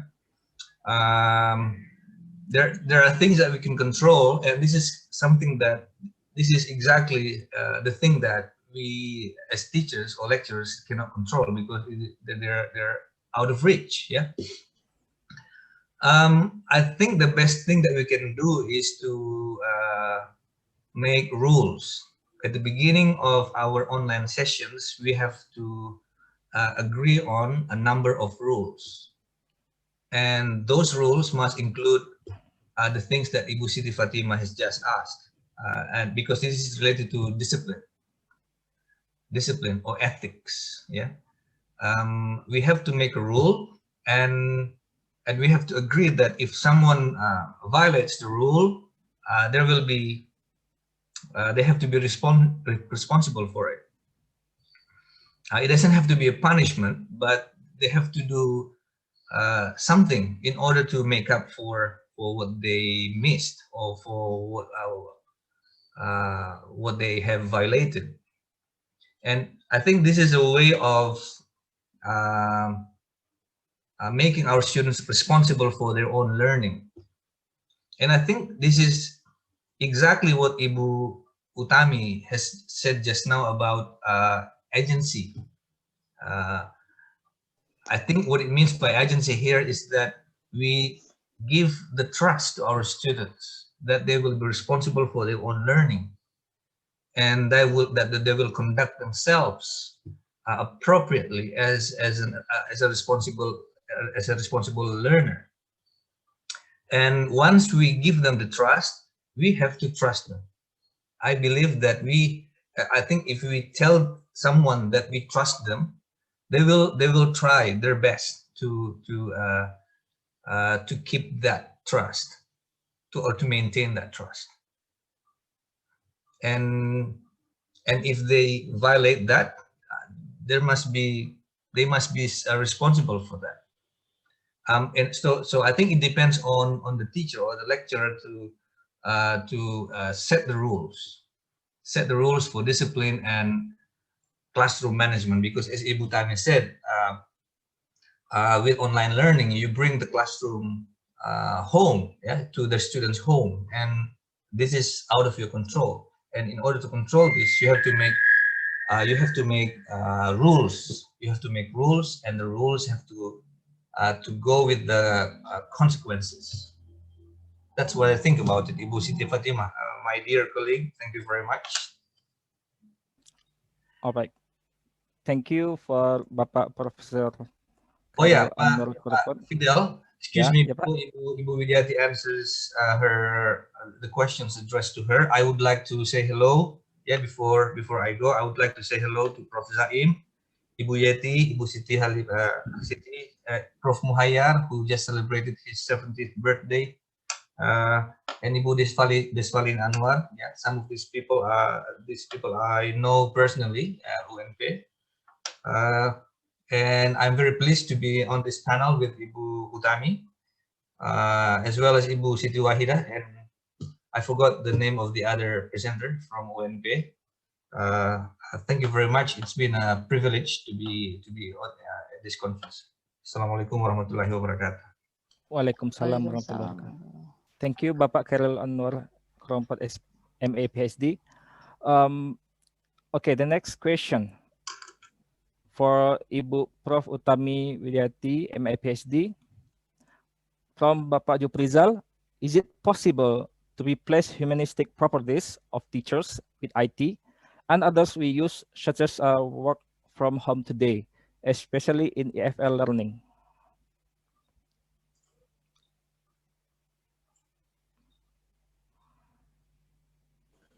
Okay, thanks for the question. Yeah, I don't think that technology will be able to replace us, particularly when I talk about the power of dua, yeah, the power of prayers. Yeah, you cannot give prayers to your students if they have problems, but if you have face-to-face interaction, for example, you might see in the classroom why your students are sad, why your students are late, and then you can ask them questions. Why are you late? Well, because I experienced flat tire, or because I had to take my mother to the hospital first, something like that cannot be found, Ibu Bapa, in the online teaching. So to me, it's not possible for the technology to replace us, particularly in the areas related to affective domain. Yeah, as I mentioned before, when we talk about character building cannot be transferred through technology. Yeah, we have to really become role models for our students, and the role models here might need to be experienced by them when they interact with us in real life. Yeah, not just from virtual forums like this. Okay, I think that's it for Fidel. Okay, thank you, ma'am. Yeah. Mhm. All right, audience and speakers. That's all the question and answer for the plenary session 1. I want to conclude that based on the both presentation of the speakers, the first one is about the hybrid online learning, and the second one is about the classroom management that giving students as agents to solve the face-to-face or to help them learning better in online learning, especially. So I think that's all very nice presentation and give a new insight and new idea for us, especially in online learning today that we have almost 1 year. We move to the next section. I will to invite the first speaker, Bapak Dr. Khairul Anwar Korompot, MA PhD, to give a closing statement.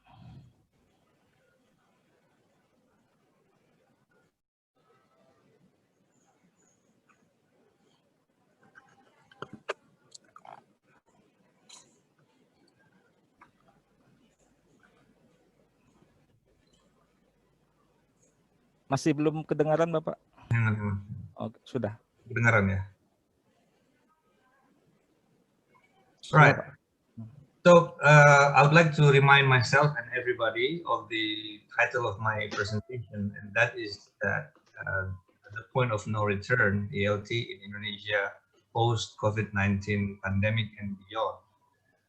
Indeed, I think we have come to the stage where we cannot say no to technology, and that we cannot find excuses not to use technology for assisting us in conducting our job as English language educators. We have to embrace technology, and we have to find ways to make our students use technology, and we also have to find ways to enable their parents to support their children, yeah, to support them in their teaching, in the learning process, because we are in this together. So I think my punchline is that we are in this together. This is a work in progress. Everyone is still learning. We don't know when this will end, but I'm sure there is a light at the end of the tunnel, and we will survive. We will survive COVID-19 pandemic, and we will all come out as winners at the end of the day. So yeah, that's what I have to say about what we have to face in the future after the pandemic is over. Thank you, Bapak. in regards to English language teaching in Indonesia. Thank you very much, Pak. Yeah, thank you, Bapak. For Ibu Professor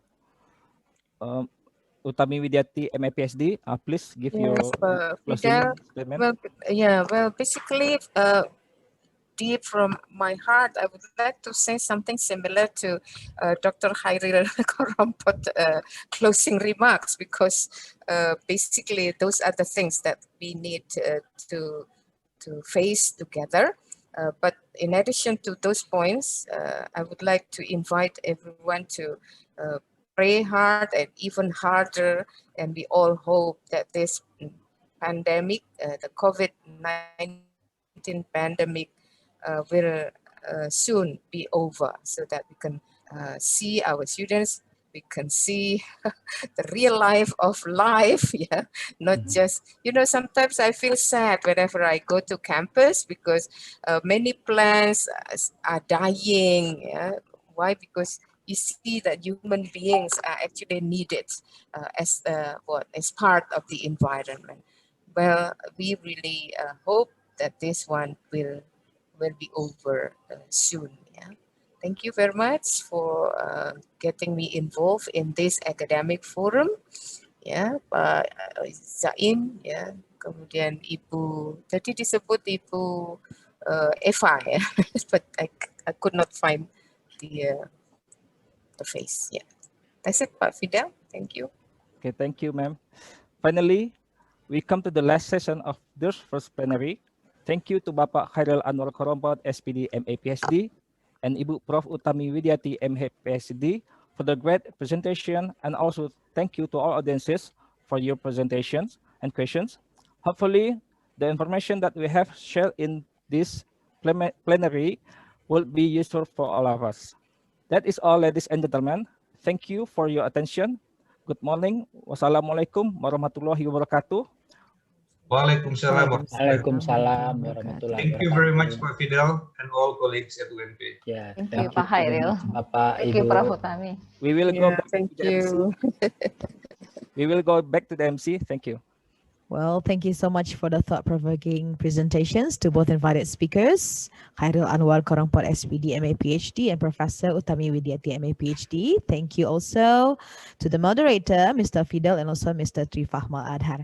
Well, distinguished guests, ladies and gentlemen, now we will proceed to the second plenary session with two invited speakers, Siti Wahida, MA, PhD from Universitas Negeri Jakarta, and Dr. Ratmanida, MED, TEFL from Universitas Negeri Padang.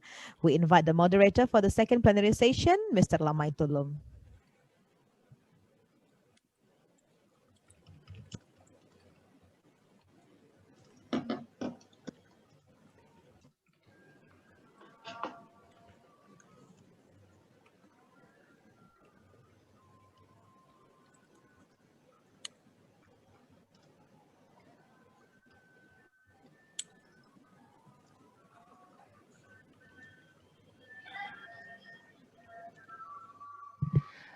Hello, good morning, everyone. Hope you are doing great in this global pandemic.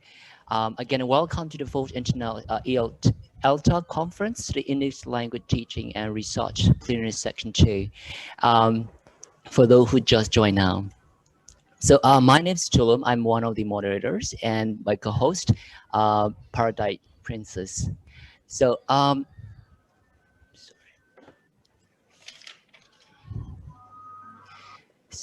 it's a great honor to introduce our invited speaker. Our first invited speaker, the Dr. Siti Wahida, MA, PhD, and the second invited speaker, are the Dr. Ratmanida. So without further ado, first I'd like to introduce our first invited speaker, Dr. Siti Wahida. I'd like to introduce about Dr. Siti Wahida. So Dr. Siti Wahida is the faculty staff of Applied Linguistics, a postgraduate study program of the State University of Jakarta, attaining her MA and PhD degree from the University of Sydney. Her main interest has ever since been in systemic functional linguistics, which she has dedicated for the development of English curriculum for high school and university level. And also for most of her research projects, academic writing, particularly on research article, has been her keen interest in the last years. Responding to the demand for faculty staff article has been her keen interest in the last years. Responding to the demand for the faculty staff to publish research article in internationally and nationally reputable journals. So I'd like to welcome the first invited speaker, the Dr. Siti Wahida. So she will be talking about the functional linguistics for ELT in the new normal. So please welcome Dr. Siti Wahida. Over to you. Thank you. Thank you very much, Bapak Tulung. Okay, good morning, everybody.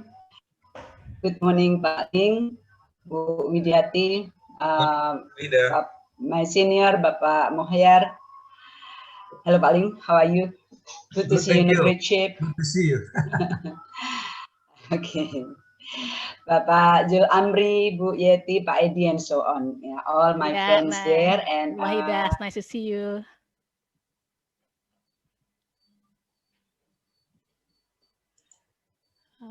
To mention many of my friends on screen. Okay. I'm very honored. Thank you very much, Pak Tulung, for giving me the opportunity. And thank you very much for the committee for giving me the opportunity to share what I think needs to be shared to my colleagues, to my students, to my friends, what we can do to face the new normal. So I will be talking about something that I am passionate about, that I have been really focusing my, my attention, my study, my research, and my activities, which is systemic functional linguistics, which I think is quite relevant, to be offered as part of the solution, as part of the way to cope with the new normal. Let me share the screen with you.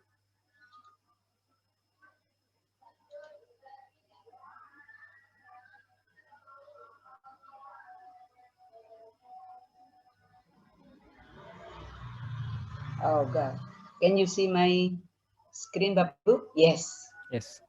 Okay.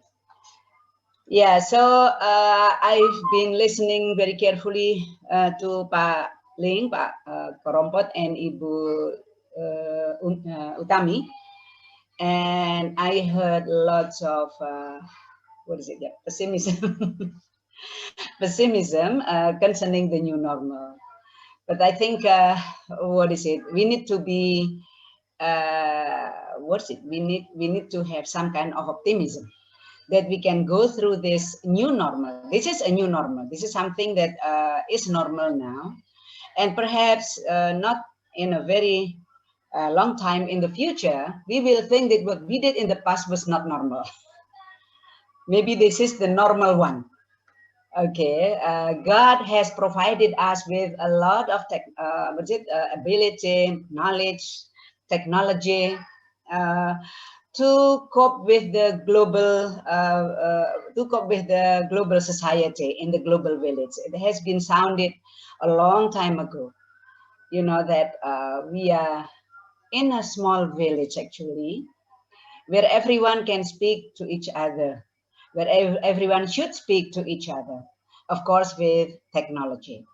Yeah, so I think we need to be a little, optimistic, not a little, very optimistic, that the new normal will give us much better opportunities, the ability to face more challenges, the better capacity to cope with changes, and so on. Okay. My topic is, of course, this is about systemic functional linguistics, but since most people know it just in functional linguistics, I will just use functional linguistics for ELT in the new normal. Okay. This is the communication in the new normal. Yeah, so physical and mobility restrictions to curb the spread of the contagious and deadly COVID-19 has brought about fundamental changes in human communication. Yeah, from as already suggested by Khairil just now, from face-to-face to estimated virtual modes with various kinds of digital tools and platforms. So actually we have more access, to people, we have more information to share, we have more, forums to participate in, like just now, for example. I think it was very easy for the committee to conduct this conference, because of this technology. Yeah, because I think in terms of money, the committee doesn't need to spend a lot of money to invite Pak Korompot from South Sulawesi, from DKI. So you can just invite us here, and everybody is ready to speak with each other. So you don't need to. You can save a lot of time and money, and of course other resources. In order to be able to conduct this kind of conference. So this is to me a kind of blessing in disguise. Yeah, so there is always a blessing in every design that God has offered to us. But now the questions are, has the increasing demand for virtual communication in education changed our students' needs to learn English? That is, I think, one question that we have to ask. Has virtual communication in education changed our students' need to learn English? Of course, if we talk about the importance of learning English, I think it is very, very, very can be plainly shown. A lot of evidence, a lot of proofs, can be, a lot of arguments can be proposed to see that English is now our language. English does no longer belong to the original owners. It belongs to us. Yeah, but whether the needs to learn English remains the same or different now, that virtual communication is more dominant, more prevalent than face-to-face communication. The second question, is English instrumental to our students' life in the new normal differently from before? Okay, of course, English is always instrumental, but how different is it now? How differently do our students need English for their life? And then the third question is, does virtual communication change our students' engagement in communication with English texts? Yeah. So those three questions, I think, for us to ponder, for us to think about, and to be able to prepare ourselves and our students, for the best of their learning. Now, the answers to the three questions to me are yeses. Yeah, so the answers of each of the question is a yes. More engagement in ICT-based communication, of course, has increased the amount of exposure to English text delivered in various platforms. When you use any platform, you open it, and the first language you see is usually English. It is not easy to find in the Google platform, for example. Okay, in the Google browsing platform, to find Indonesian, the Indonesian language as the background, as the main medium of communication there. Most platforms use English as the main medium of communication. Yeah, so all the instructions, all the comments, all the advertisements are presented in English. Okay. And then secondly, digital platforms are characterized by the new normal of English use, incessant creation, evolution, and innovation of English text in all genres. So in the past, it was in the teacher's hands to determine what kind of text you should learn. But now it is the text on the screen. Yeah, whether or not you like it, you must like it. Otherwise, you will not be able to participate in the communication. So now, particularly, a lot of platforms have been personally designed. Okay, everybody is now free to say what they want to say and to say how they want to say it. Okay, so incessant creation, evolution, innovation of English text in all genres, even in academic genres. You know, in the past, people say that you must not use subjective, arguments. Yeah, but you see that now people are getting more and more personal in their academic presentation. Yeah, because it is a kind of delivering some kind of personal ownership. This is my research, and these are my students, and therefore this is my conclusion. Whether or not you like it, up to you. Yeah, so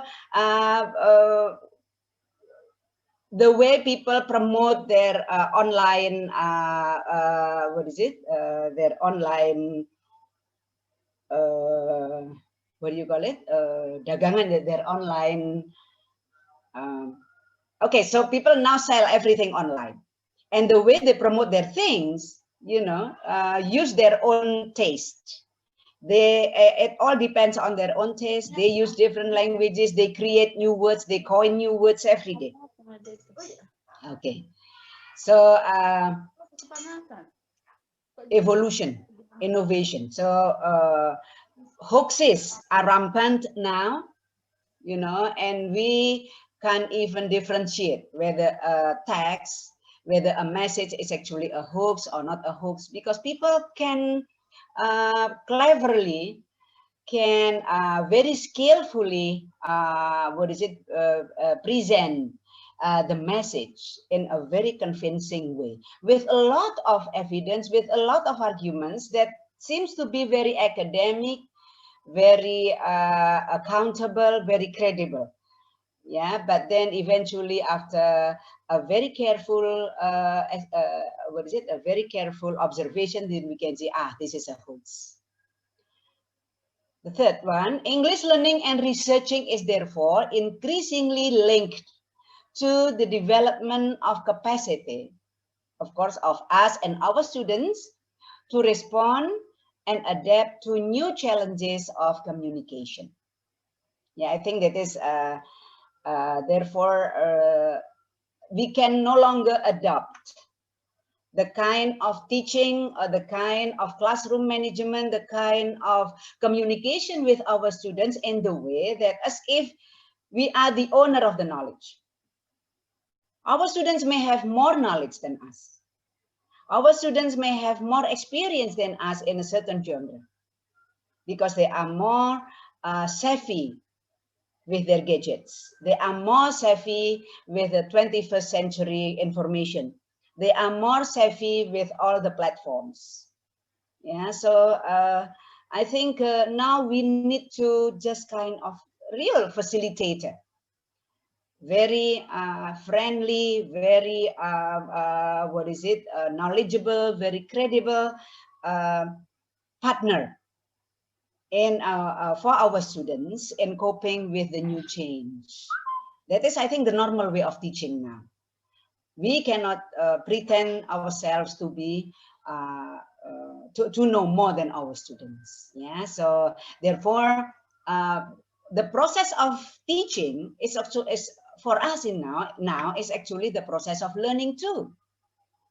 Not only our students, but we are also adapting to new challenges of communication, to new genres, to new types of text, to new innovations. Okay. Now, the question is, what can functional linguistics do to help cope with this new normal, the change in this new normal? Okay. I would say that this is very little known. Very little about functional grammar is known. Still, many people think that functional grammar, functional linguistics is like any other kinds of linguistics, where people learn for the theories, where people learn for the new concepts. That's all. And that is not what functional grammar is. Yeah, so functional grammar is actually about, so it doesn't have any theory. We can say that functional grammar is different from any, functional linguistics is different from any other linguistics, where there is no use if you don't apply it. There is no function, there is no, goodness that we can get, there is no benefit that we can get from functional linguistics unless we use it to solve our problems. Yeah, so the first one, particularly functional linguistics here, I'm focusing on the functional grammar, yeah, because that is the center of, that is actually the concept, or the, not the concept actually, that is part of the language that, Halliday has been focusing most of his research, most of his lectures, in SFL, that we, when we are talking about functional grammar, there is one concept which is called grammatics. But it is a model of grammar. It is a model grammar that is used to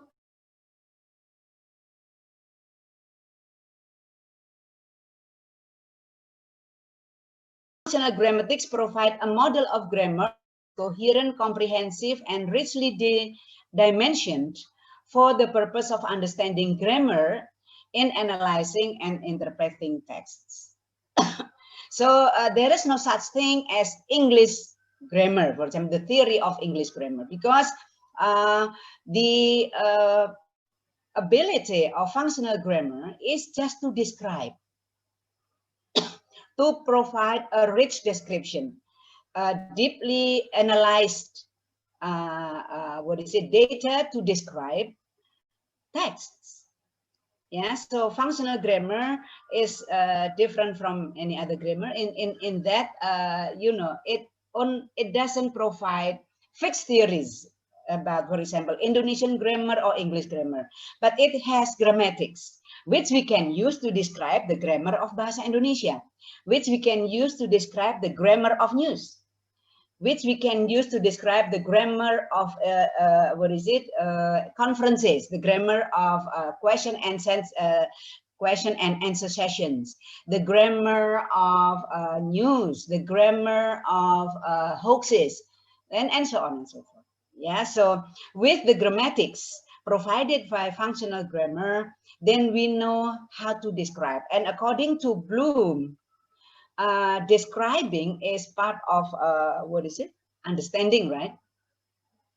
But with functional grammar, you have a little above just this understanding, but it is more like analytical ability about text. And then without that analytical description about a text, you can never be able to evaluate, to explain, or even to create new texts, okay, to serve your purposes. So that's what matters now, is what we want to develop, what we want to deliver. And then the text is only a tool. The text is only a kind of means we can use to achieve our goals, to achieve our purposes. So text to functional linguistics is only an instrument. It is whether or not a text will be instrumental, it depends on how we, how we use the text to achieve the purpose. Therefore, to understand a text, it is a must that we are able to describe it in great details. And functional grammar has provided a lot of tools to conduct some kind of analysis in order to be able to describe and then to explain and so on and so forth. And then, therefore, the object of learning and researching is authentic use of text in contexts. Hence, the need for corpora as the source of data and information. Yeah, so I will go straight to how functional grammar can serve us. So these are the stratification in functional linguistics. So we can see that the outer side here is the discourse, right? The discourse. So when we speak, any writing, any speaking is always within a context. Any reading, any listening is always within a discourse. And within the discourse, you have context of culture, you have context of situation.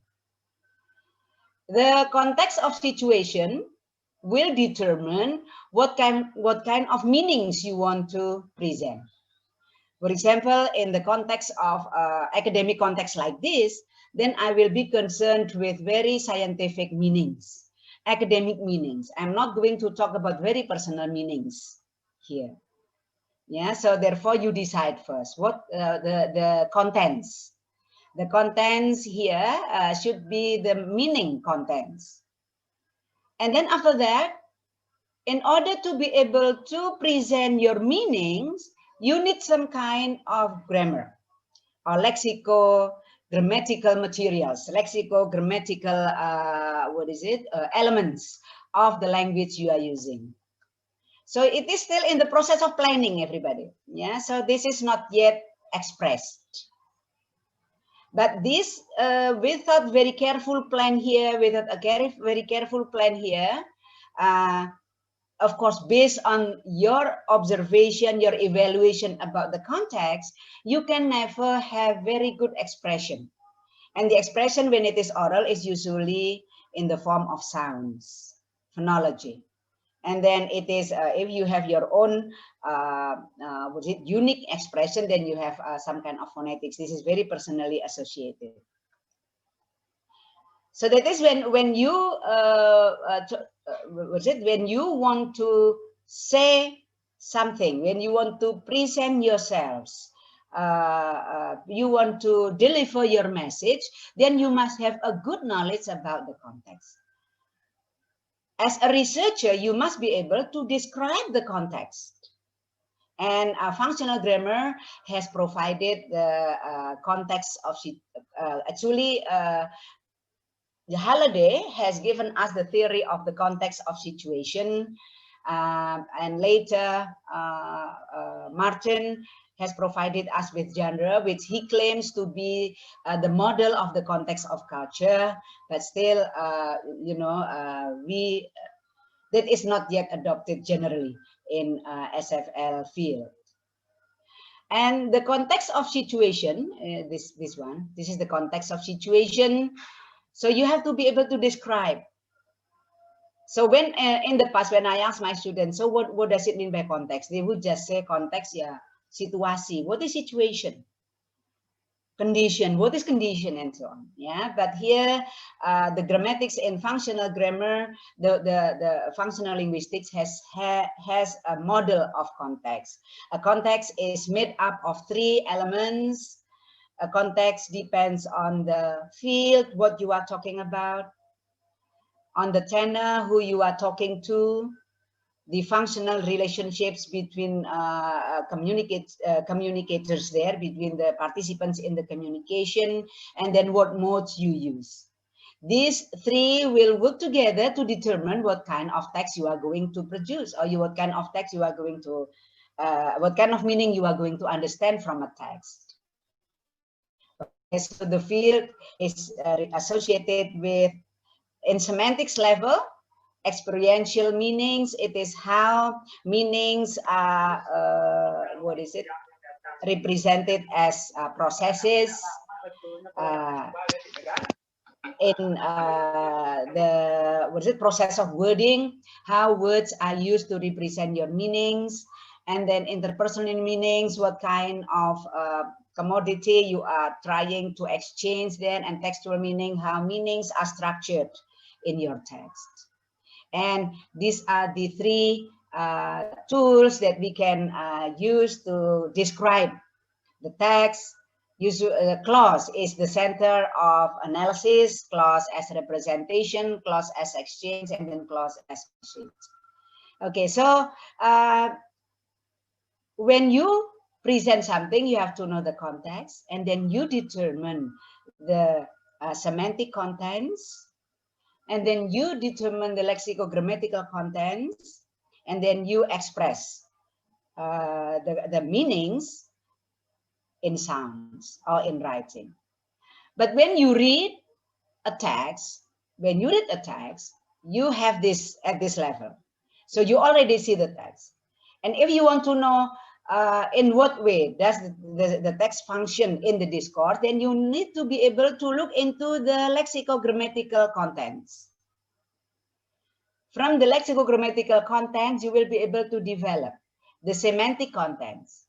And then through the semantic contents and the lexicogrammatical contents, then you can describe the context of situation in which the text is used.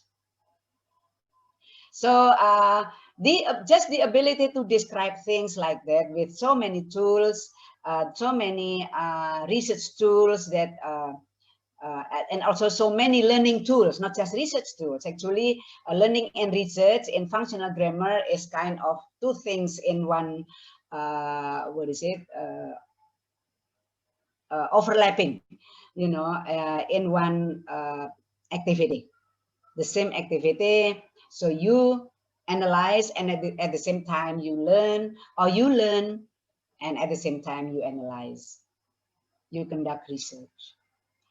So these are some, so for example, you want to know, you want to analyze, to understand the quality of text, whether the text is, is instrumental, whether the text is effective enough for students, then you can use SFL to understand the quality of text, why a text means what it does, and why it is valued as it is. Yeah, for example, why Poskota, for example, Poskota is newspaper in DKI Jakarta, which people think that the language there is not a very good language as far as in academic, in the academic points of view. But actually, this is a very good language to Betawi, to Jakarta people, whose life is already so difficult to cope with. Yeah, so Poskota is the best language that they can cope with. So why Poskota has meant that way, has the capacity to ease the difficult lives faced by Jakarta people, and then why it is valued as it is, why it has top ranked in the better than Kompas in DKI Jakarta. And then to understand how language varies, you know, how but one thing to note here is that many people think that functional grammar is only applicable to English. Now that is very wrong. Yeah, because why it is many people think that way, because Halliday has described only English. Okay, and according to Halliday, SFL or functional grammar can only be used by in a research or in analyzing language only if you have very good mastery of the language. So as a teacher, I cannot have a good analysis of law language, for example. If people ask me to interpret or to give some kind of evaluation of the omnibus law, then I would refuse, because that is not my expertise. And I know very little, or I know nothing about law language, about legal language. So according to Halliday, SFL research or analysis requires that a very good mastery of the language you are teaching or you are researching. Okay, therefore, Halliday does not pretend to know every language, even Chinese, you know, to be, which was his first profession as educator, yeah, as an educator, Chinese literature, I think. Because English is the language he knows very well, then he tries to describe the grammar of English. But then many people misunderstand that functional grammar is only applicable to English, which is quite wrong, yeah, because we can actually provide, we can use the grammatics provided by SFL to set up, to create or to offer a new grammar of the Indonesian language. So we should no longer be intimidated, between quotation marks, you know, by the what is it? By the important peoples in Indonesia here, that you have no right at all, you know, because it is already in the what is it? It belongs, the authority belongs to Badan Bahasa, for example. But with functional grammar, you can have very good research to describe the Indonesian grammar, but you can never have a general description of the Indonesian grammar. Yeah, because it is very contextual. So you can only talk about the grammar of classroom language, the grammar of news, the grammar of news in Poskota, the grammar of news in Kompas, the grammar of TV news, which is quite different from the grammar of the grammar of written news in newspapers. Okay.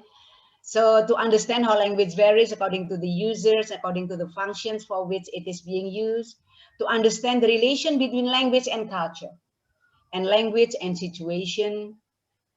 Okay, why people use Bahasa Indonesia that way in Padang, and why people use Bahasa Indonesia that way in Makassar, in Javanese, and so on. Yeah, for example, in Javanese, when you talk to a Javanese elder, it is not easy, Bapak, karena Bapak sudah tua, enggak enak gitu. Karena Bapak sudah sini, karena Bapak sudah sepuh. We would use that kind of, karena Bapak kok masih timur, instead of muda gitu. Yeah, so we mixed Bahasa Indonesia and Javanese together. And that kind of mixture can also be analyzed by using the functional grammatics. And then to help learners understand that a hoax is a hoax, that a fact differs from assumptions, etc. Okay, so you can analyze it from the context up to the representation on paper and the representation in sounds. It also is very, good tool to train translators and interpreters. Yeah, so, and also lately, SFL has been applied very widely in to conduct discourse analysis. I think when you want to learn,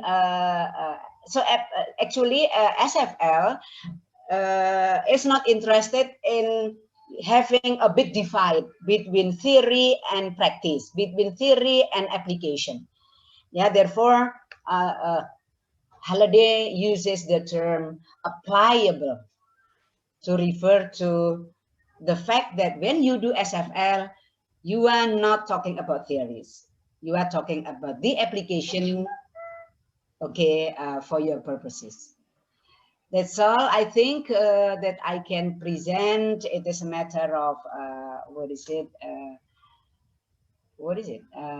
matter of practicality, you know, how we can use SFL to cope with the new normal. Thank you very much, moderator. Pak Tulung. Yeah. Thank you very much. This very interesting talk is very phenomenal. And in particular that you talk about the linguistics. So I'd like to ask one thing about, in particular, you talk about the ownership of the English language. So in this 21st century, because English we use as a lingua franca, yeah? So how would you help the students to be aware of the international English, as opposed to like only they are upset with British and Americans? So how would you help to the student to be aware of the international English? Yeah. Should I answer it now or later? Yeah. Now, okay. Please. Yeah. The lingua franca. So as I have stated before, the description is the ability of functional grammar.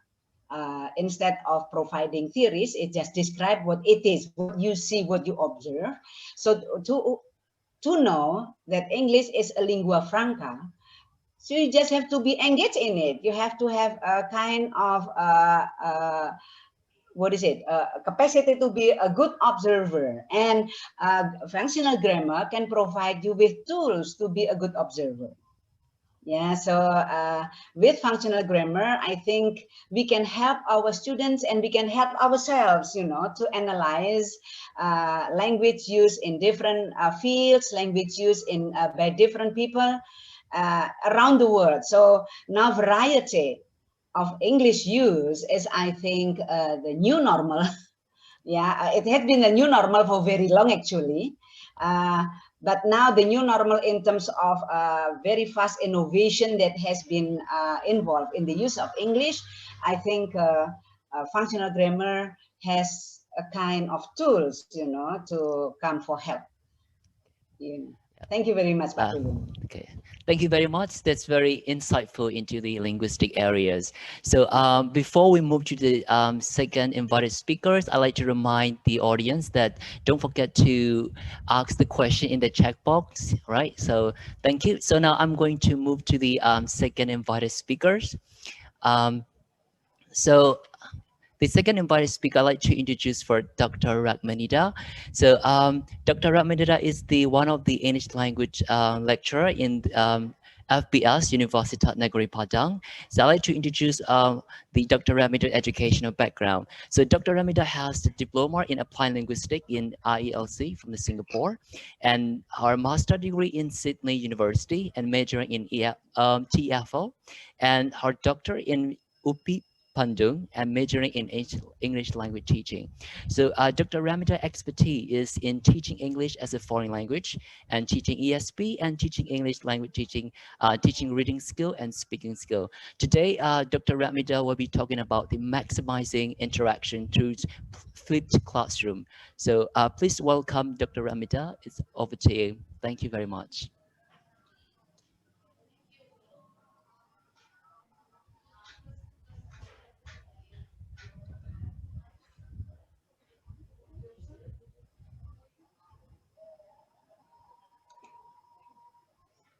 Oh, yeah.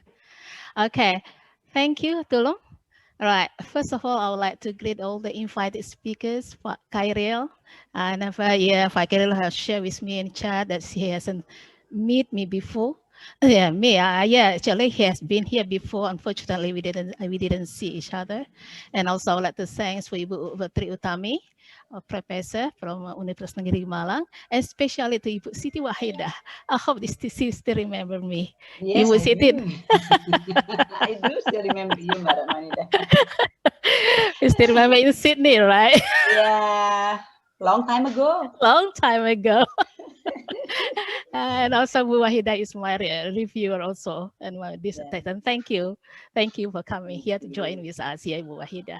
Thank you. Okay, right. I like to thanks for the audience too, and mostly I believe that most of the audience here are all teachers and teachers going to be, so I'm going to pay most attention to the needs of the teachers, particularly one aspect of teaching in teaching English is the role of the interaction.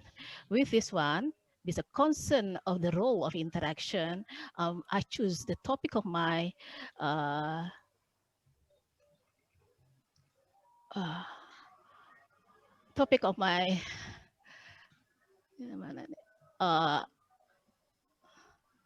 nggak mau dia nih. Nah, yeah. This is maximizing interaction through flipped classroom. Now, this is why I call the interaction is one of the vital aspect in teaching English.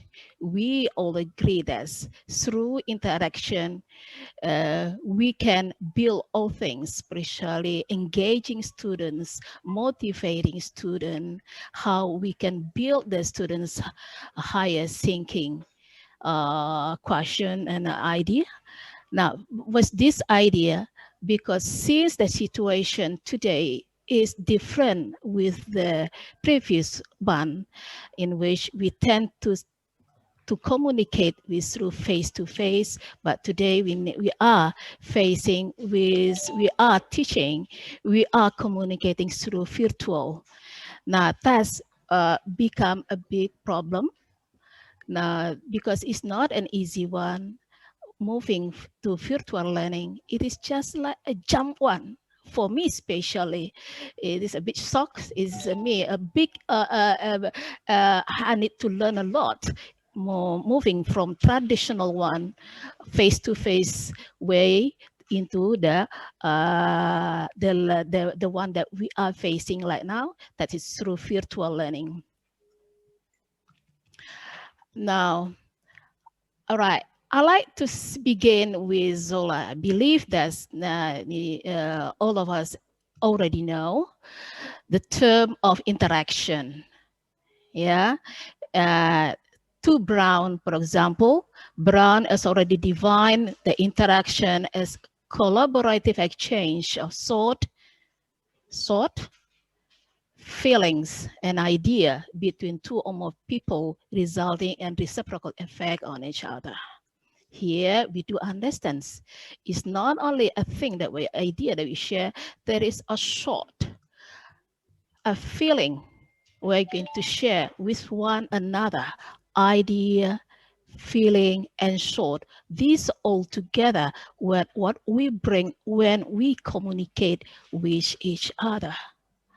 Now, looking at this definition, we can say that the role of interaction is really important because they bring us insight into the thought, how we express our thought, how our feeling is expressed through stating the thought, and what ideas we bring here when we communicate between one to another.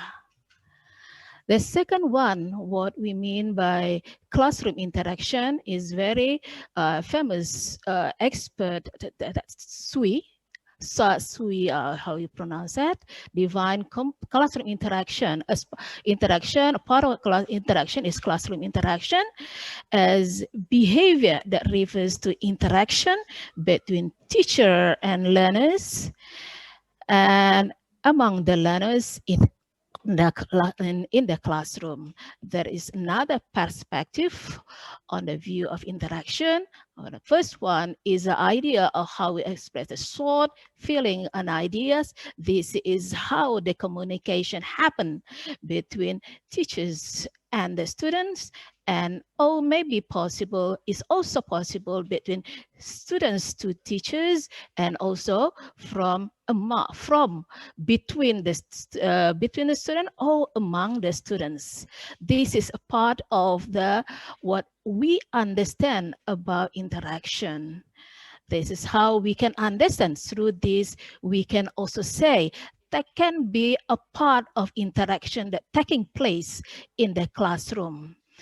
One type of interaction can we say that's the direction between teacher and student, and the next one is the interaction between a student to teacher, and the set part of the interaction can be between or among the student itself. There is a lot of phenomena that we might see through the interaction. Yeah, from these three angles, teachers and students, students and teachers, and among the students. Now, these aspects are strongly involved, influence the process of teaching, especially in the quality of teaching English in the classroom. Similarly said, according to part of it is from Allwright and Vygotsky, it says that classroom lesson or knowledge can be said to be socially constructed events. This is a strong point that we need to underline, that maybe that's the knowledge that we going to share, that knowledge that we got is not just a given idea. It's not a given idea, it's transfer, just like when someone pour water to the glass, not anymore. And knowledge, what we believe is being constructed. Yeah, being constructed. That is through the socially interaction. That's from the above definition between teachers and students and student, and teachers and students. This is how the knowledge is built up, how the knowledge is constructed. So from this definition, from these three definitions, we believe that interaction, or in a bigger chunk, we say that classroom interaction plays an important role in helping students to learn English. Yes, that's through the last definition. It is just to state that the one that is just opposite from the previous idea of teaching English, that is from behaviorisms, in which behaviorism concerns that's just like to be prepared to be a passive receiver, but in this idea, that concept is not relevant anymore. Students need to be active because they are the students, and all parties in the classroom needs to work together to construct the meanings of the lesson. Now, that's one. This idea of interaction does become the concern, not only me, that becomes the concern of all of us, because it is one aspect that helps the students to learn English. What do we get from here? Actually, learning, understand the role of the interaction. For example, from interaction, that's also part where we can expose the new input of the language. The students will listen to the teacher. Yeah, the student will listen to the input of the teacher if the input is comprehensible. They're going to pick up the new input from the teachers, from the learners, from the students through the process of interaction. That's one example of how important of interaction in the classroom. So as English teachers, we should, according to me, what I think is this is a very important, we should not neglect that. Now, the next question is, my question is, how does we see today in the situation of teaching English today, there is a question to me, how does the interaction take place in a classroom today? You have some idea, you may write down.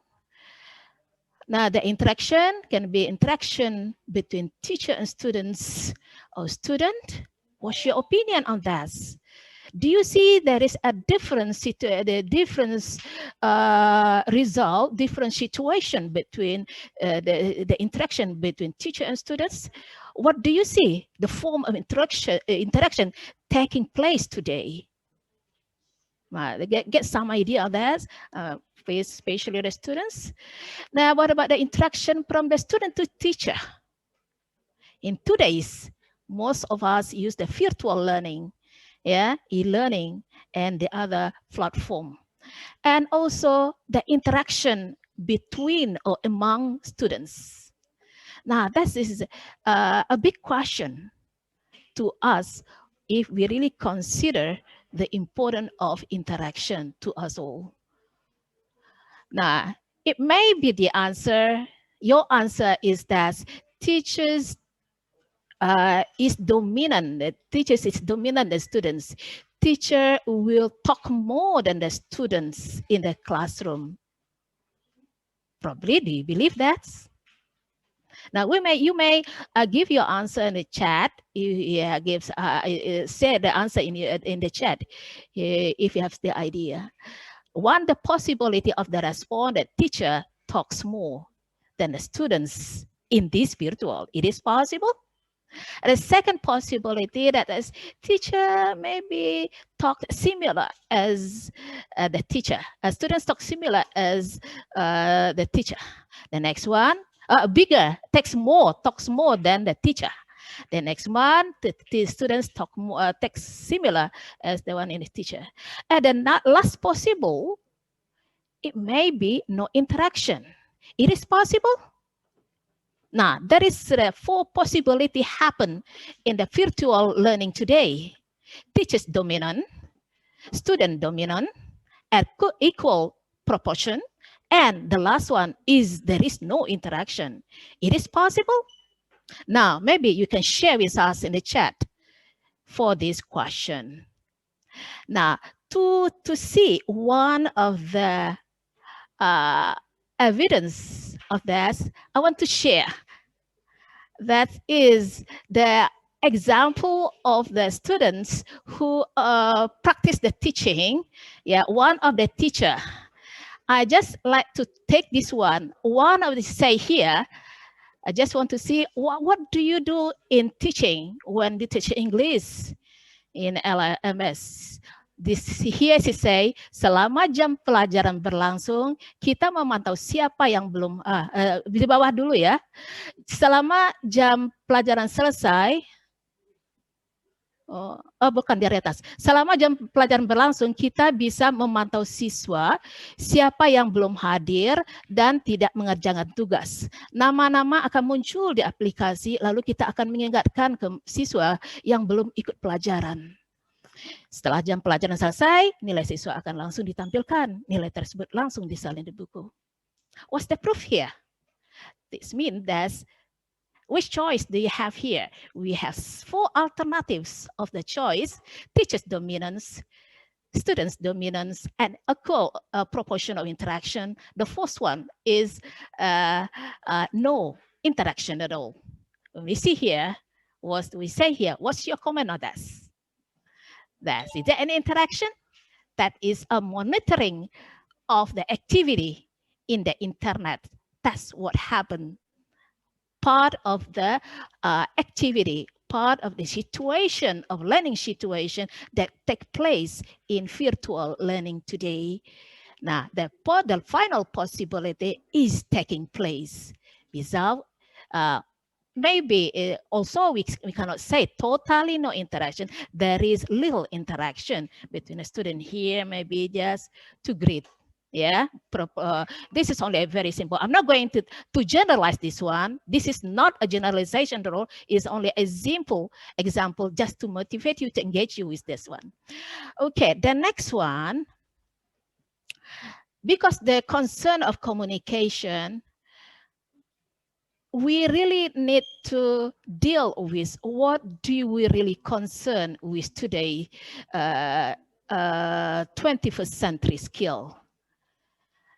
Looking at the role of interaction, we need to deal with the skill that we need in this 21st century. Among the skills that we really need here, especially the teachers, all of us, the teachers going to be, is about the critical thinker. We need to build, to make the students, all of our students, to be the critical thinker. It means they should be able, for example, to solve the problems. As a part of the previous one and traditional approach, the student just repeat what the teachers say, but today is not anymore. We need to encourage them. we need to encourage students to think critically. That's what we, one of the role we are as teacher, especially English teacher, in helping the students to face the future, in face to face their own their future. The next one, the needs, the skill that in the 21st century is collaborator. This is another issue, another aspect that's they need to have. That is how they can collaborate with the other members, whether it's in the job, especially in the job where they're going to work later. What they need to do, they need to be able to work collaboratively with the other participants in the job place. What's the role here? Can you see? Again, we see here the role of interaction that's taking place.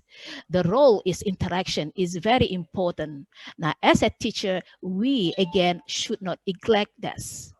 Yeah, the next skill that we really hope, expect that teacher needs to produce for the 21st century school skills is that as communicator. That is a challenge for those who are finding for a job. One of the skill needed today is not only the result, the academics, what is it? Competence. Not only that, the ability to communicate.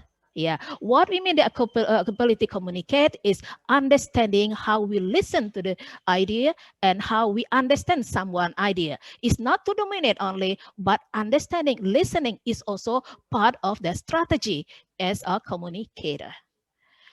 Now, the last one is a creator. This is the highest one, that is producing high quality of work. Now, these are part of the skills needed for the 21st century. That's our that students is need to have when they are going to work in the future later. That's who's going to have responsible for this. That's we are all. The teachers going to be, we're going to lead the students to be able to be the critical thinker, a collaborator, a communicator, and creator.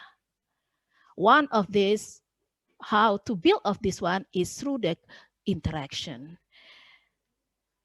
Another one is another aspect that's the skill, 21st century skill is information literacy, media literacy, and technology literacy.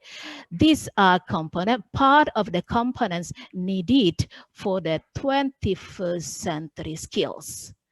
That's needed for is needed for us, and it is especially needed for our students in the future. These are the components of our final target, how we going to lead to produce our students in order they can achieve this goal.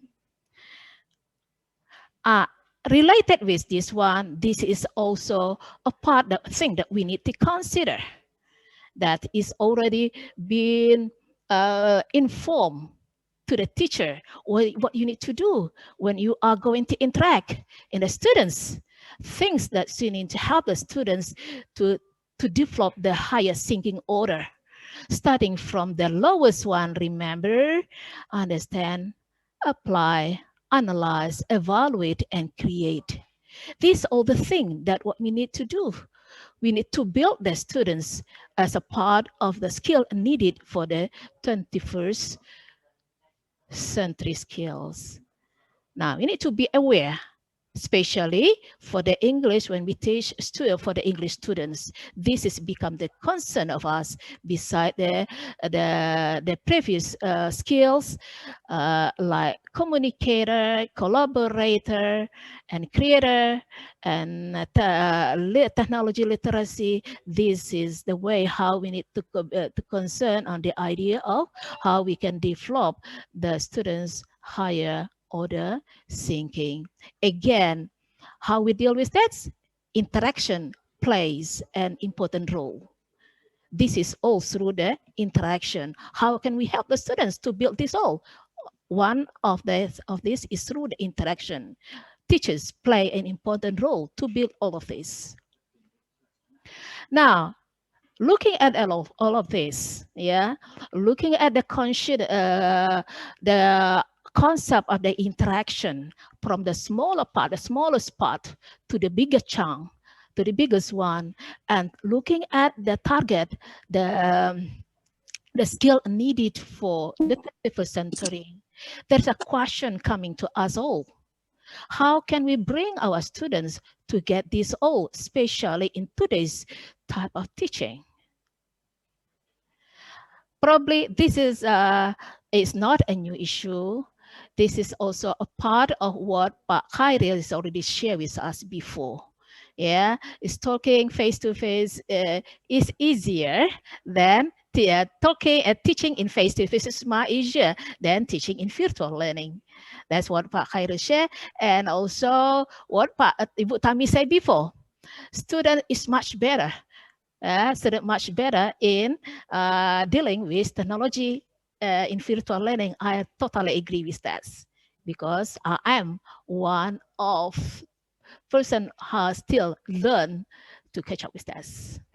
This is a question for us all. I believe this is also related. It's related with the previous speakers that's already shared with us. Now, one of the possibility for this is looking at one, the approach is called flipped classroom approach. In order to understand this flipped classroom approach, we need to understand what we have, what we understand of the previous approach, just say behaviorism.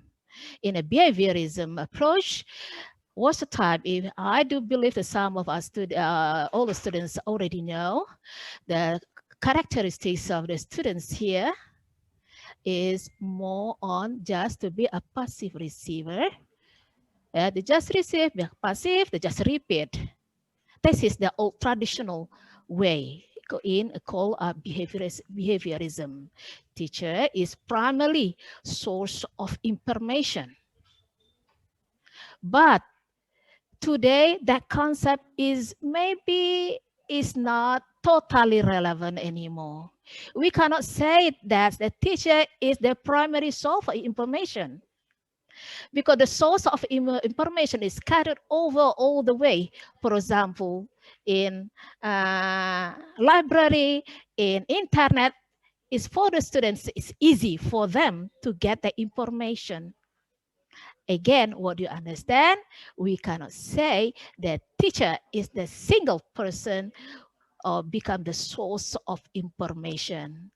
Now, from our old generation, we need to slowly change our mindset that we cannot say we are the main source of information for the student.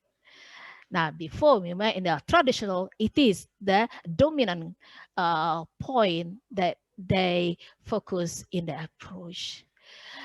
In opposite on that, the flipped classroom information is a system that provides just the opposite way. There is not, the information is not primarily is not from one source, that's from the teacher. There's from more sources. For example, can be from the video, from all the internet. We can use all the sources. Now, the flipped learning classroom approach can be defined as a system that provides increased interaction between teacher and students. Now, that's again, provide increase that provides increased interaction with teacher and student. That's the really shifts instruction to learner-centered approach. As the one that we try to compare in a behaviorism, this is teacher-centered approach. In the flipped classroom, is focus is more on the learner-centered approach, where in the class time is dedicated to exploring topic in a group depth. That's a bit how we look at a different type of teachings today. That is flipped classroom approach as compared to the previous one called behaviorisms. In the previous one is the teachers centered, and to the implicit classroom is on the learner-centered approach, in which it means there's more responsibilities of the process of learning in the students. Yeah, the students will take a part more participating in process of teaching. Now, in order to understand better, that is part of the idea, how we understand this traditional approach is split classroom. If we see in the three stages of time: before class, during class, and after class. Before class, now that's what we flip halves. They try to provide the students with reading, can be reading or can be video prior to the class. While in traditional classroom, it doesn't have this one. Yeah, they don't have this part of stages. And during the class, that is what we have here, where students watch the lecture together. They watch the lecture given by professor, while in the flip classroom, during the class, what do they have? A range of activities. Discussion led by the instructor. They have a lot of activities. For example, discussion led by instructor, but centered on students to consolidate and understanding. This is all the activities where they have the activity with the teacher, the synchronous with the teacher.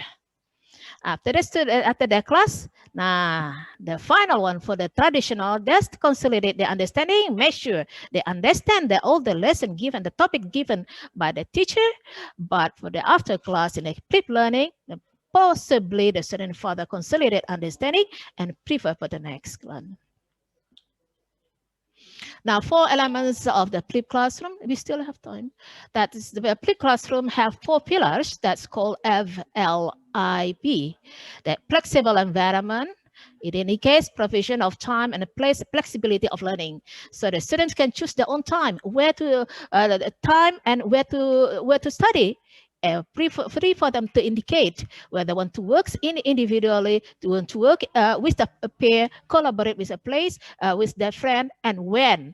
That's already a flexible environment for them to work. The next one, learning culture. In a traditional teacher-centered approach, the source of knowledge is a teacher. In a flip classroom approach, there is transition from the teacher-centered approach to student-centered approach. Intentional content, flip classroom educators both think about how education is used to provide fluency and how they can develop cognitive. Not only to share how they can develop the cognitive understanding of the students, how they think the teacher bisa develop cognitive students. They also think how they can make the strategies of the teaching, whether the student want to work in pair, collaboratively, cooperatively. That is what we do understand here. That in flip learning, the role of the teachers is dominant, is really important, because she is the one person who's going to arrange the process of teaching. And the last one, flip professional educator. Responsibility of the flip classroom educators is more than the ones using traditional approach. Flip classroom educators continuously observe during the course, evaluate their studies, and make feedback. Now, from this all, what do you understand? We can see here, looking at the flip, of course, we do need to understand the role of the teachers, the educators is very important. It's going to design what the student need to do inside when the do in a synchronous and also asynchronous activity here. Advantages of the flipped classroom. One of them is that increased student engagement. Why do you say there's increased student engagement? There is a place for them to work together, to talk together with the other students. It means there is an interaction between student and student and teacher, and among the student itself. It means with that concept of idea, with this concept of this classroom, the ability, the possibility of student engagement can be increased. And the issue of higher order thinking is part of the skill for the 21st century can be developed too, because the teacher, the design of the teaching, but the teacher is to develop the higher order thinking, where the teacher probably will give a task for them designed to work as, for example, to solve the problem. In solving the problem, they need to have to think how to solve the problem. The next one is promote student-centered learning. Yeah. I'm sorry, ma'am. So your time is 1 finished. minute left Okay. now. Yes. All right. Thank you. Thank you. Promote center learning, and the next one is emphasize cooperative learning. Allow individuals instruction, personal instruction. The next one, that's a lesson and content are more accessible. They can see not from one single source of input, as we commonly say is from the teacher. It's not anymore. They can get access to many sources of information. The next one, another possibility from this approach is the students will develop their literacy, especially on technology, and also the information. The next one, it can be concluded, it can be inferred from this approach that the student will develop the communication skill also. Okay, thank you. Thank you very much, Tulum. That's the end. Yeah. Thank you very much. So what a phenomenal talk, and I'm sure that all of us have something to take away from our invited speaker. Thank you very much. So now we have come to the question and answer. So can you share?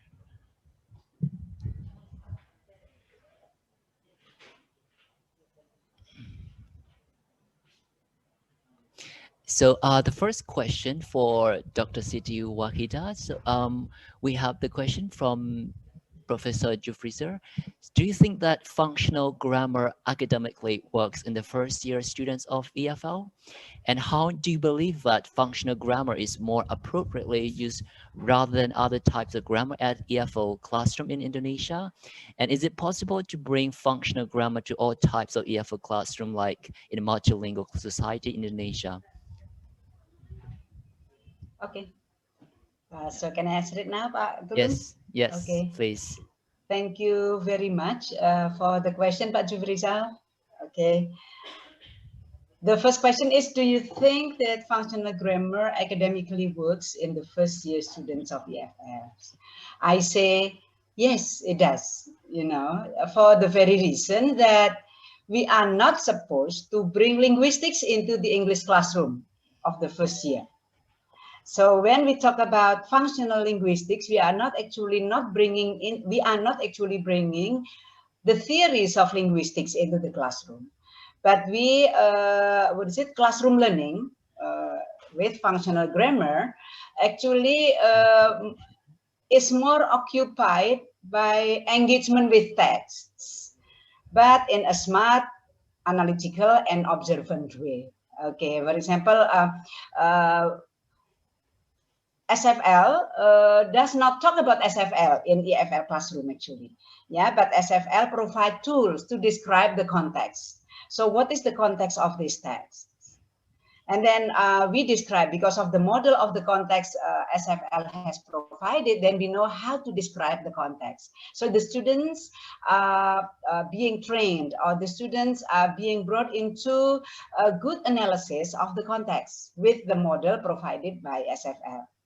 And then through the analysis of the context, it is still engagement with the text, yeah, not actually talking about the theories of SFL, yeah, but the applicable way, the applicable concepts, you know, to be brought into the classroom to engage with real texts in a smart, analytical, observant way.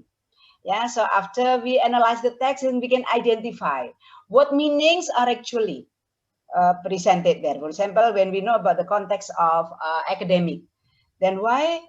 Okay, what is the context of academics? What is the purpose? What is the field? What is the tenor? We know that it is between academics, and then the purpose is for knowledge development. And then what is it? It is the context is the mode is usually written, academic, using formal language. Then we can identify the meaning. So what meaning should be included in the long essay, for example? Because it is knowledge development, then it is a must for you that you do some kind of review of literature. You must start with review of literature. You must state your purpose clearly. You must state the questions very clearly. And then we will also bring our students to observe what words or grammar is applied to represent their meanings in the essay. So we say, how do you say the purposes? How do you say the, what is it, the, how do you refer to previous studies and so on? How do you make some kind of, how do you make citations? Integrally or non-integrally, and so on. Yeah, and then in that way, then we do not actually bring SFL theories into EFL classroom, but we use the tools provided by SFL to engage with texts. Okay, that is the first question. So we know how to describe context. We know how to identify meanings. What is a meaning? So far, we know that we talk about meanings, but people never care what actually meaning is. But in functional grammar, meaning is defined very clearly. It is given the exact definitions, the exact, elements that are involved in meanings. And then the words, the grammar used there. Functional grammar can have very good model of clauses, very good models of nominal groups, and so on. Good, and then that is the first question. The second question is, how do you believe that functional grammar is more appropriately used rather than other types of grammar at EFL classroom in Indonesia? Yeah, because meanings is not supposed to be perceived or expressed from and through incompetent way of understanding, yeah, but from analytical, careful, observant understanding from all, through all the nuances available in the text. Therefore, the applicability or the applicability of SFL tools, in EFL classroom is quite clear.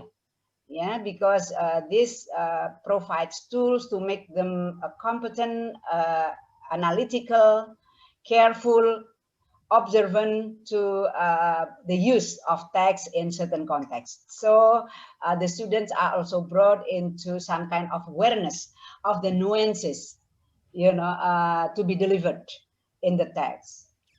Okay, so the discourse can also eventually be defined very clearly through the, by using the tools provided by the SFL, the functional grammar.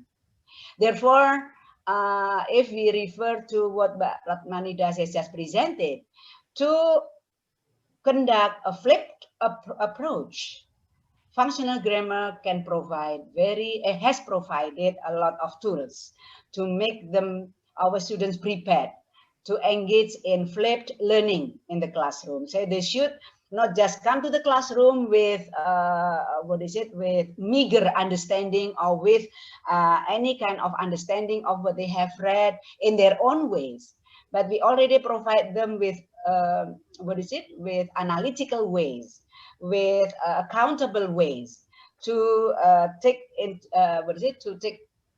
account of your understanding about texts. Therefore, flip approach actually needs a very good guidance, to be able to engage with texts. It is therefore, to me, SFL, functional grammar, because we talk about functions, we talk about meanings. So functional grammar is more relevant than theoretical or than just structural grammar. Because, you know, in functional grammar, you can start from, you know, very novice learner. You know, with functional grammar, you can be little by little made into expert, but with other grammars, you need to be expert first to be able to conduct research on texts. And then number 3, is it possible to bring functional grammar to all types of ES classrooms in multilingual societies in Indonesia? Yes, I do. I believe that multilingual problems should be dealt with only functionally, systemically, contextually. Yeah, because functional SFL deals with meanings in text, in context. Yeah, therefore, systemically, functional grammar tells us that what is it? Language learning is a matter of learning to make choices to serve different contexts. So that is what I think to be the answers, Pak Zufrijal, to your 3 questions. I hope I have answered your questions. Thank you so very much. Thank Yeah, you, thank you so very much for your answer. And now we have come to the second question for the Dr. Ragmanida. So it's from Professor Yeti Sanil. Interaction between students can help facilitate skill like problem solving, not to mention the fact that students are more willing to try speaking English if they're doing so with other students or their friends. However, it's just that it's hard to do online. So what's your suggestion? Thank you. Okay, thank you, Yet, for the question. Yeah, that's what we are facing today. Yeah, it's difficult to bring the students. Now, but through the flip learning, maybe this is some of the way how we can solve this one. Now, for example, because I am also one of the speaking teaching staff here, that is part of the problem. We try to, for example, to use all the facilities available in our LMS. This is like a forum. We're going to ask them to inform of the function, how they're going to use the function. Now, I'm not totally, what it is,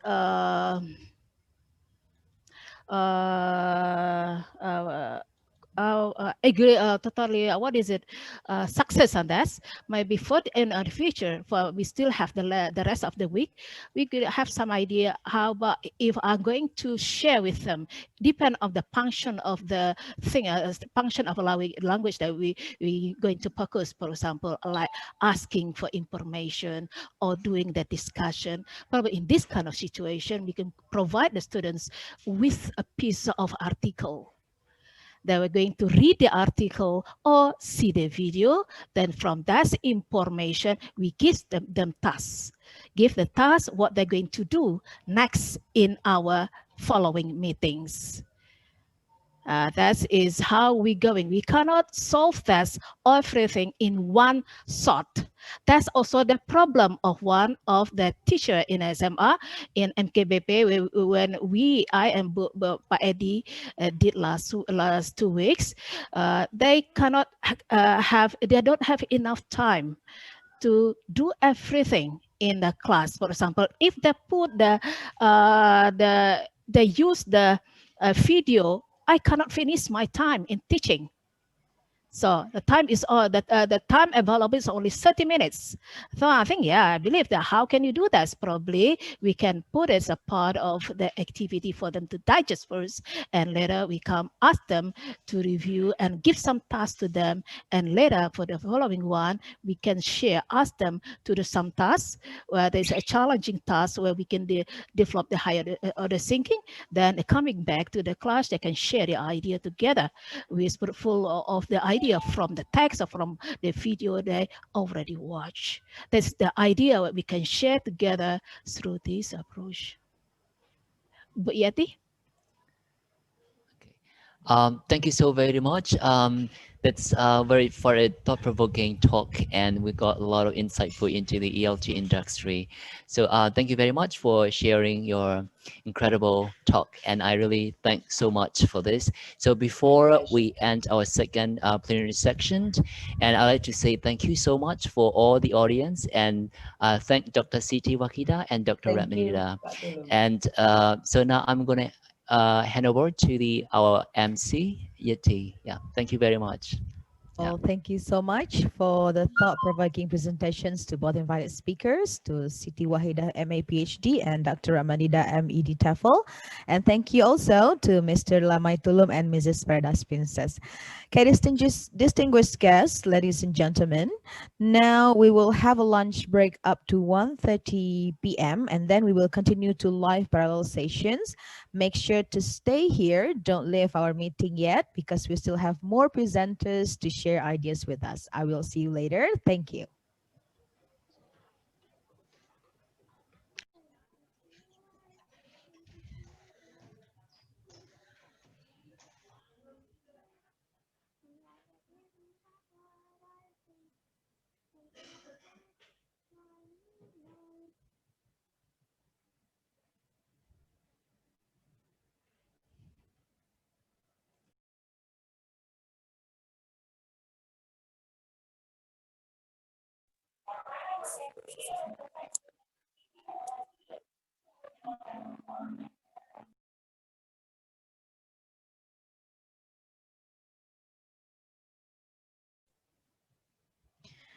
Well, ladies and gentlemen, okay, so the live parallel sessions have ended, and that's the end. And welcome back to the main room or the main session of the 4th English Language Teaching and Research Conference.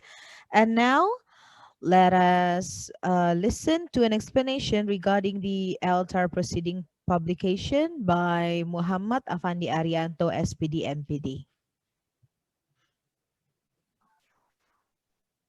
Okay, thank you very much, Ibu Yati.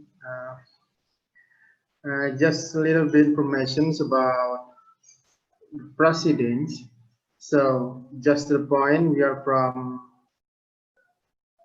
Division of Publications, and also we are from Reviewers and also Proceedings Committee. Announce you all presenters that everybody who wants to publish your papers in the proceeding indexed by Google Scholars, please submit your full papers to our Secretariat Committee.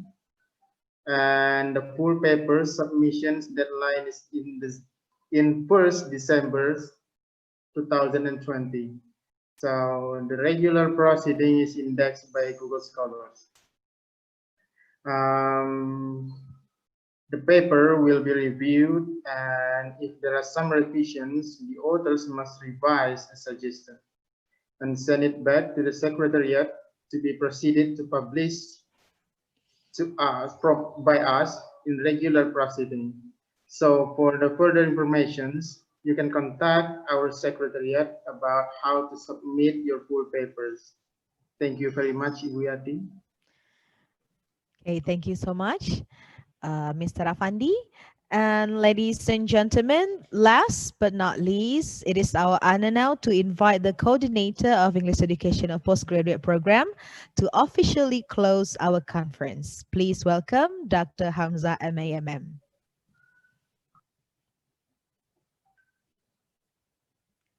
Sir, you're still muted. Okay.